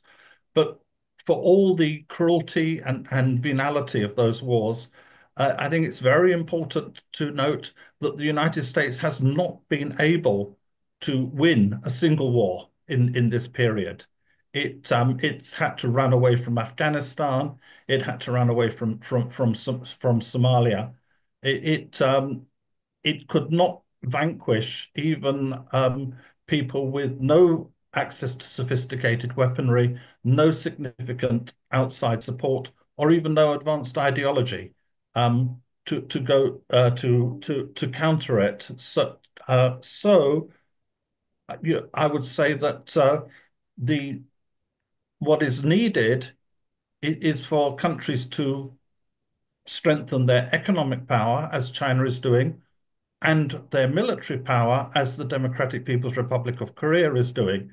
And and it was Madeleine Albright who famously said that the lesson to be drawn was that if, like Iraq, you had no nuclear weapons, you would be attacked. But if you had nuclear weapons like North Korea, you would not be attacked. And I think that's something that, difficult as it may be for some people to accept, is something that bears reflection.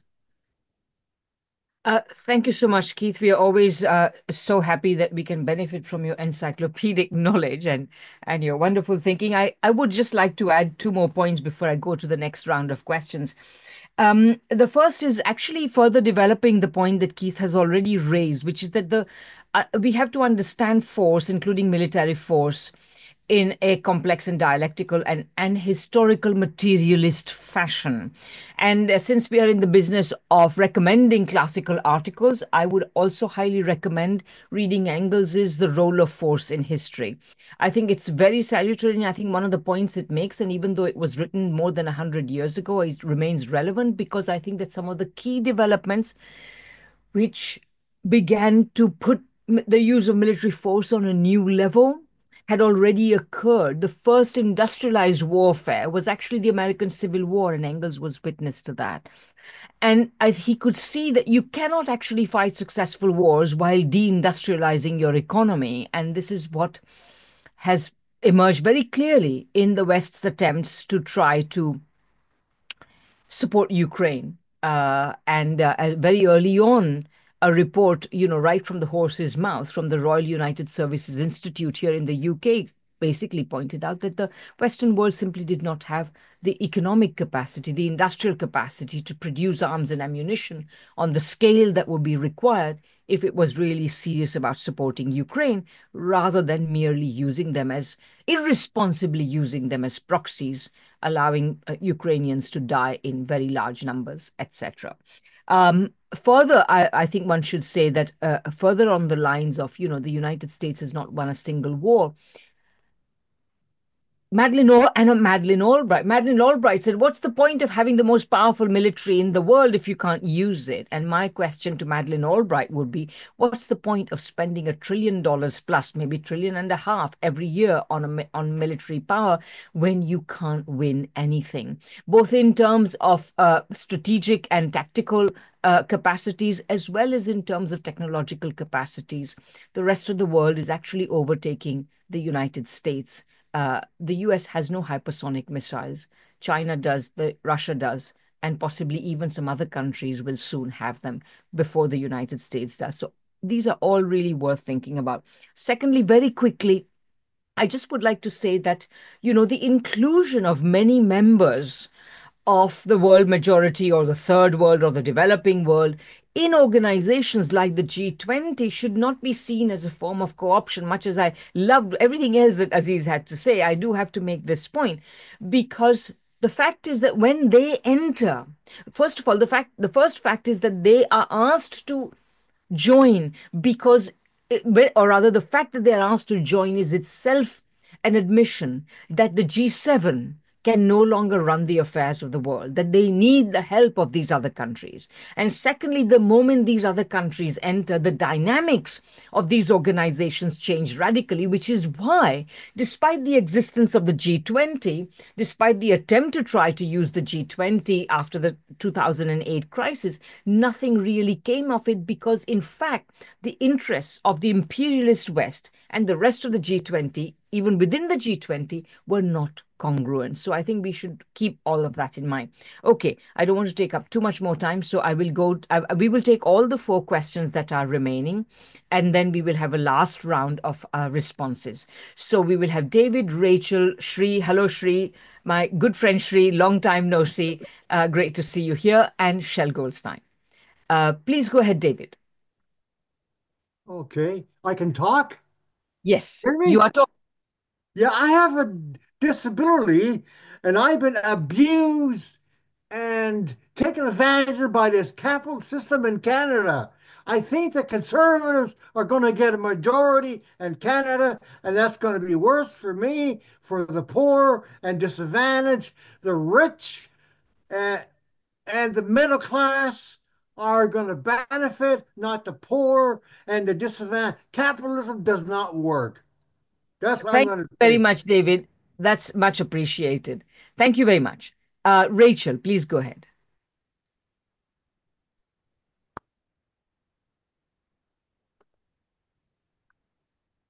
Okay, if Rachel isn't around, Shri, please go ahead.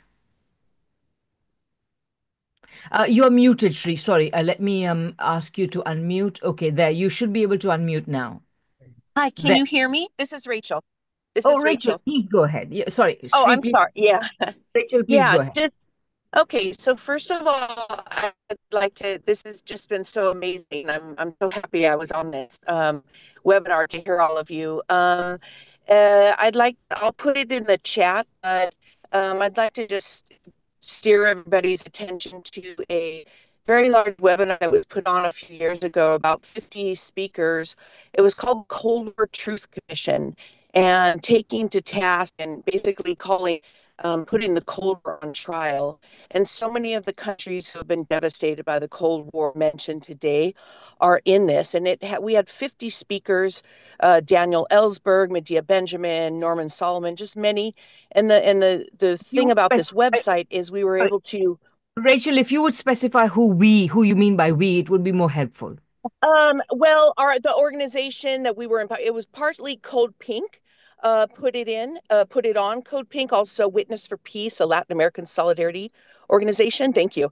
And I'll just put it in the chat, but all the speeches are in 10-minute increments now on YouTube. So they're to be used, put out there and used in education. And I have a question for kind of to put out to everybody. I'm a high school teacher, and what in your organizations are being done to educate the youth?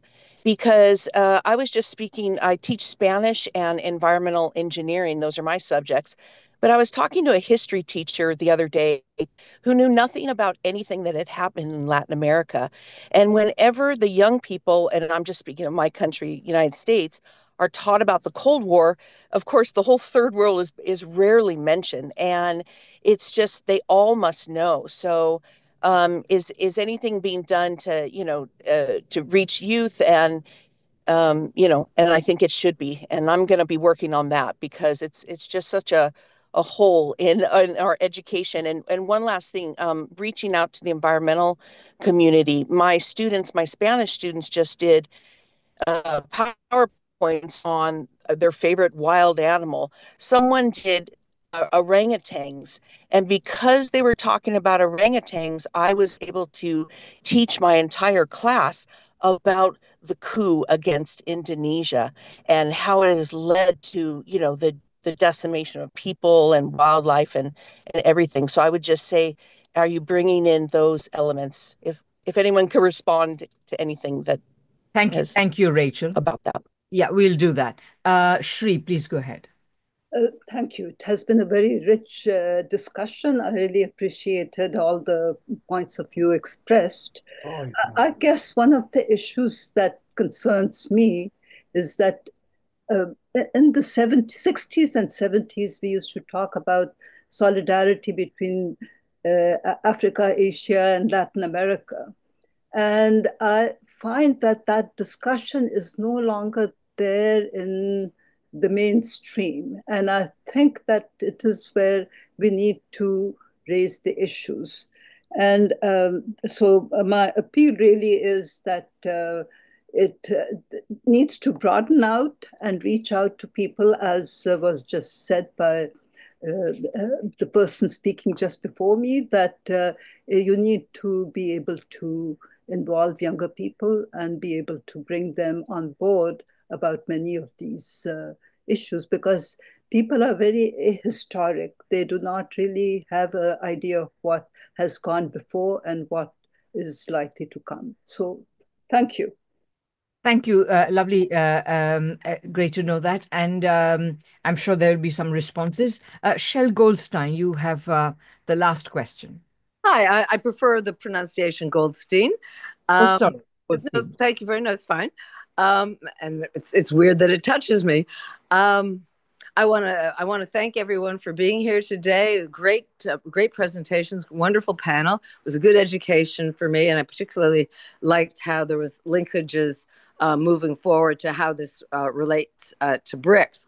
My question is, several times in the presentations and even within some of the questions, when you're talking about coups and assassinations and assassination attempts, you talk about CIA. It was done by the CIA. It was done CIA orchestrated. I'm wondering if that's a mask. Is that done on purpose rather than naming it that it's the United States? A question to everybody. Sure, that's a good question. Okay, so we'll try and go in the same order. Tings, are you still there? And if you would like to respond, please go ahead. Things had to leave. Oh, Tings had to leave. In that case, we'll go to Jenny and then Isaac, Keith, and then Keith. Jenny, please go ahead.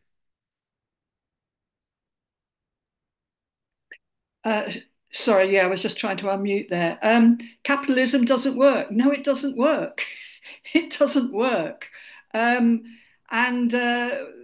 you know, the capitalist system is in such a terrible crisis.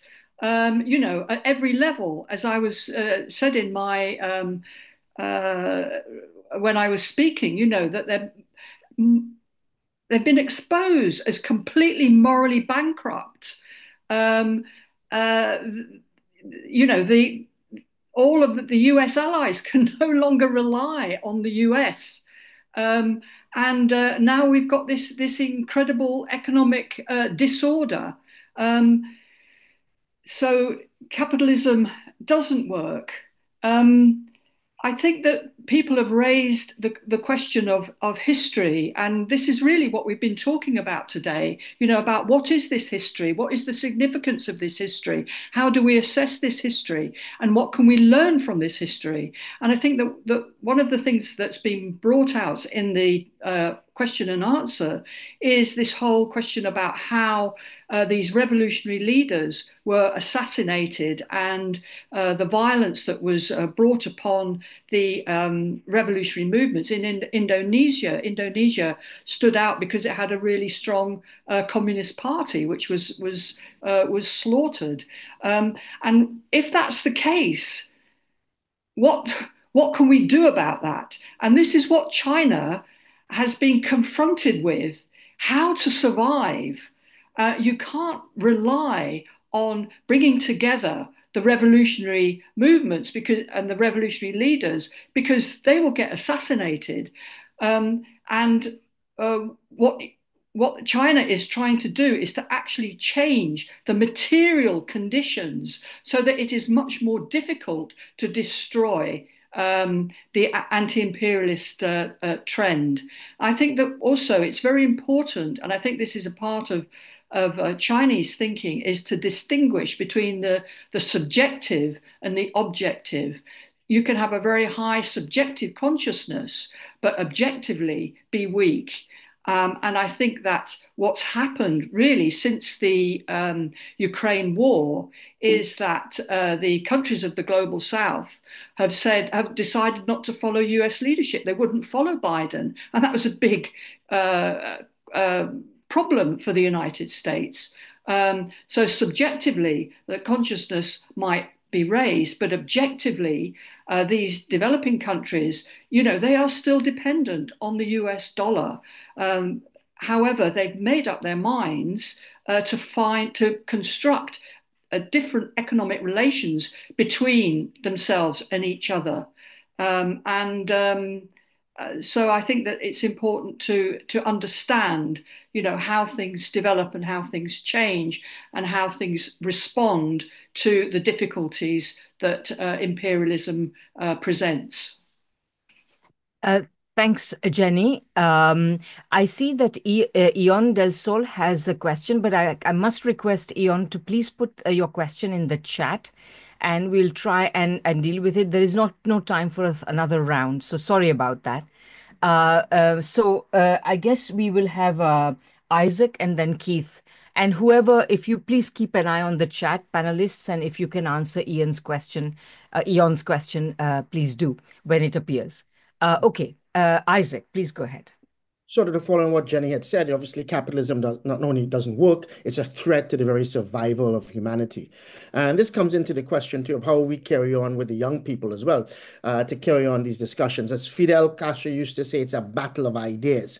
I mentioned before we have an election unfolding in Canada tomorrow. A lot of the polling data, as much as you can take that, points that there's a significant gap among young people, right? A lot of them are supporting the Conservatives, particularly young men, right? And a lot of young men aren't even going to universities. And I had a conversation with Mike Dean yesterday about this. So we have to engage in this battle of ideas. I think it's incredibly important. But there are objective conditions that are driving a lot of these very disturbing developments. On the other hand, in the United States, you see a lot of opposition, right, to what's unfolding. This creeping, I was going to say creeping, but it's fascism that's just been unwielded at one higher level than another as we go through in the States. And a lot of young people are deeply involved in that. In answer to the question CIA, a lot of people we often use that interchangeably with Washington. There used to be this argument, and you see it often, and I think people often don't pay attention to popular media, the television shows, the series that are produced either for cable news networks on things like Netflix, which often portray, the CIA and all these other intelligence agencies as rogue actors, right? As if somehow they act independent of the imperial state. No, the CIA is a tool of the imperialist state, and we've seen that before. In the case of Indonesia, the CIA provided Suharto with lists of people to kill. They were actively involved, right, in the killing of a million or more people and so forth. And that's come out. The last point, there was a question about the third world during the Cold War, right? There's actually sort of like a semi-field or a subfield called the third world in the Cold War, right? People like Pericles has written, right? Looking at how the kind of violence that was waged. It wasn't a Cold War, the tremendous violence that was waged in the global South, right? But there's also victories as well. April 30th will mark the liberation of Vietnam, the unification of Vietnam, the defeat of U.S. imperialism, which dealt a very significant blow as well. And I should also point out that this year will mark the 50th anniversary of Cuba's international military mission in Southern Africa, which played a decisive role in not only in the liberation of South Africa from apartheid, but also in ending South Africa's war of terrorism in the region. And many people don't realize this. From 1981 to 1988, 1.5 million people, just in that period alone, 1.5 million children, women, and men died as a direct or indirect result of South Africa's so-called war of destabilization. It was a war of terror, and Cuba, as a third world actor, played a central role in defeating the South African racist apartheid fascist state. And this was over a 15-year mission where over 400,000 Cubans served and 2,000 Cubans died. And the last point I'd make upon this, which is very illustrative of what's unfolding, and I mentioned before, the very idea of the West, of the global South acting independently of the West is anathema to them, right? It's something they can't stomach. When Cuba initiated its mission in 1975, it was on November 5th, 1975, when the Cuban leadership made the decision to dispatch combat troops, rising to 36,000 troops eventually when South Africa was driven out of Angola in that first major invasion in 1975-76. When the Cubans sent their troops, they sent it without telling the Soviets, right? In fact, it was an independent Cuban action, right? And the Soviets later on provided significant support. But the point I want to make is when Kissinger found out about it, he actually said, don't these Cubans know that history is made, not by them, but by us in the West, us in the North. And there's a whole series of declassified documents which you can find on the National Archives site, which is hosted in Washington, I think at Georgetown, Washington, where there was a whole list of ways to punish Cuba, up to and including invasion, right? So I think this is important to understand. We often see the so-called third world as pawns, but this plays into this idea that there's not agency, and Cuba is one of these things that demonstrates that it's possible to transform the world. And the last point I should make as well is when we think about the global South, we also have to think about Haiti and Haiti's tremendous contribution to challenging imperial order by overthrowing slavery, and they have still been paying that price by the US imperialism, by the West, for having dared to overthrow that kind of imperial control and so on, right? So there's a tremendous amount of rich and textured history of this resistance of the global South, okay, when not just simply pawns, not just simply pieces moved on the chessboard, as we would say, but basically there's this powerful history of resistance, and I encourage people to read much more about Cuba's incredible internationalist mission in Southern Africa. A very, very salutary reminder, Isaac. Thank you so much. Keith, you get the last word, penultimate word. I think I have one quick point to make and some couple of announcements. Yes, So I go was ahead. going to say that you must have the last word, Radhika, but I just want to I just want to pick up on what Isaac said. Yes, people should definitely read more about the world-changing and world historic role that Cuba played in the liberation struggle of Southern Africa. And along with Glaese's books, I'd say there's obviously no better place to start than with Isaac's own Africa's Children Return, to which he was far too modest to mention, but I will mention it for him.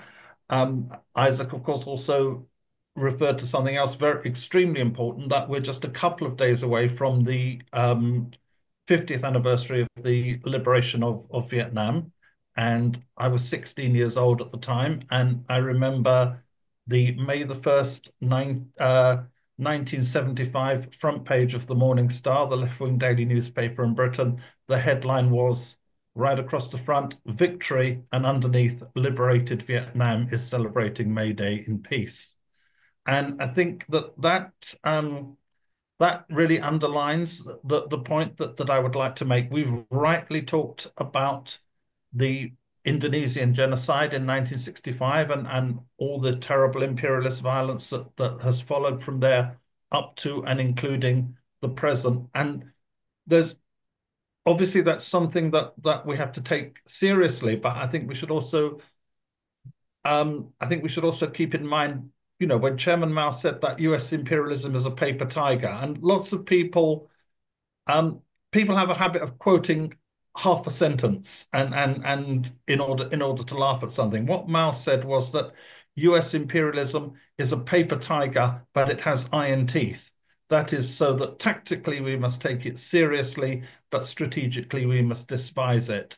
And that's what Mao said in his interview with Anna Louise Strong, the progressive American journalist, shortly before the liberation of China in the late 1940s. I think that stood the test of time. The most important thing about all the imperialist violence that has been visited on the people of the world, and this is very pertinent as we mark the 70th anniversary of Bandung, the 50th anniversary of the liberation of Vietnam, all that unspeakable imperialist violence has not turned back the clock of history. It may have slowed it down, but that if we look, the projection of world history still is going in the direction of anti-imperialism, of independence, and socialism. The strength of socialist China in the world today could scarcely have been imagined 70 years ago, and whereas so many leaders of the anti-imperialist movement were assassinated, and Isaac and others have referred to many of them, we should also think about how in, I believe it was 2002 or 2003, that when Chavez was actually taken into custody by the fascist forces in Venezuela, was going to be murdered.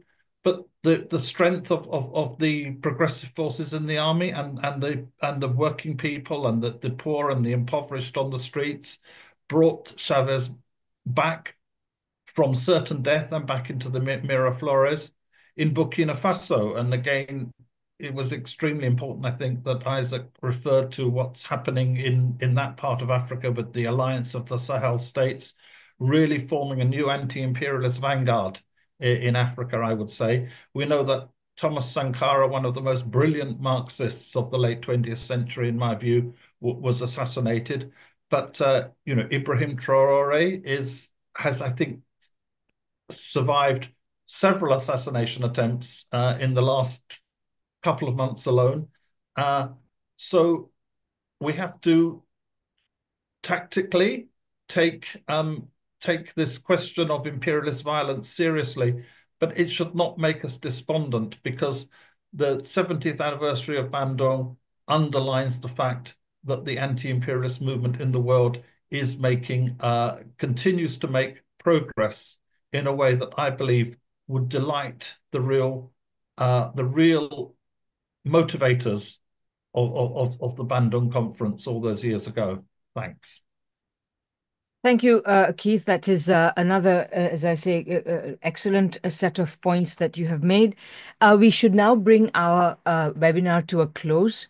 In doing so, I just would like to make 2 or 3 points. Number one, I think that the question about educating young people, the battle of ideas, I think as Isaac called it, these are all critically important. And the work of the International Manifesto Group is basically we are, essentially we are trying to put our shoulders to that wheel. So please feel free to use the material we produce. We feel that we produce really excellent webinar material. Our excellent videographer, Paul Graham, publishes the entire webinar, but he also publishes individual contributions in clips so that they can be used for shorter instructional materials. So please feel free to use them as much as you can, and let us know if you want us to help you in any way in doing that. And of course, there has been some discussion here about other agencies that are doing the same thing. So please let us know, as I say, how we can do this better, because this is exactly what this battle is about. It's a battle to educate people, to make people understand, and we are working against the gigantic and enormously well-funded corporate media empire. So there's that. And I just wanted to once again remind everybody that that our next webinar is going to be on the title Fight Against Fascism, Then and Now, 80 years after the defeat of Nazism, which we are timing on the 11th of May to coincide with the 9th of May celebrations in Russia for the indispensable contribution Russia made to victory in Europe. And therefore the defeat of fascism. So please look out for information about that.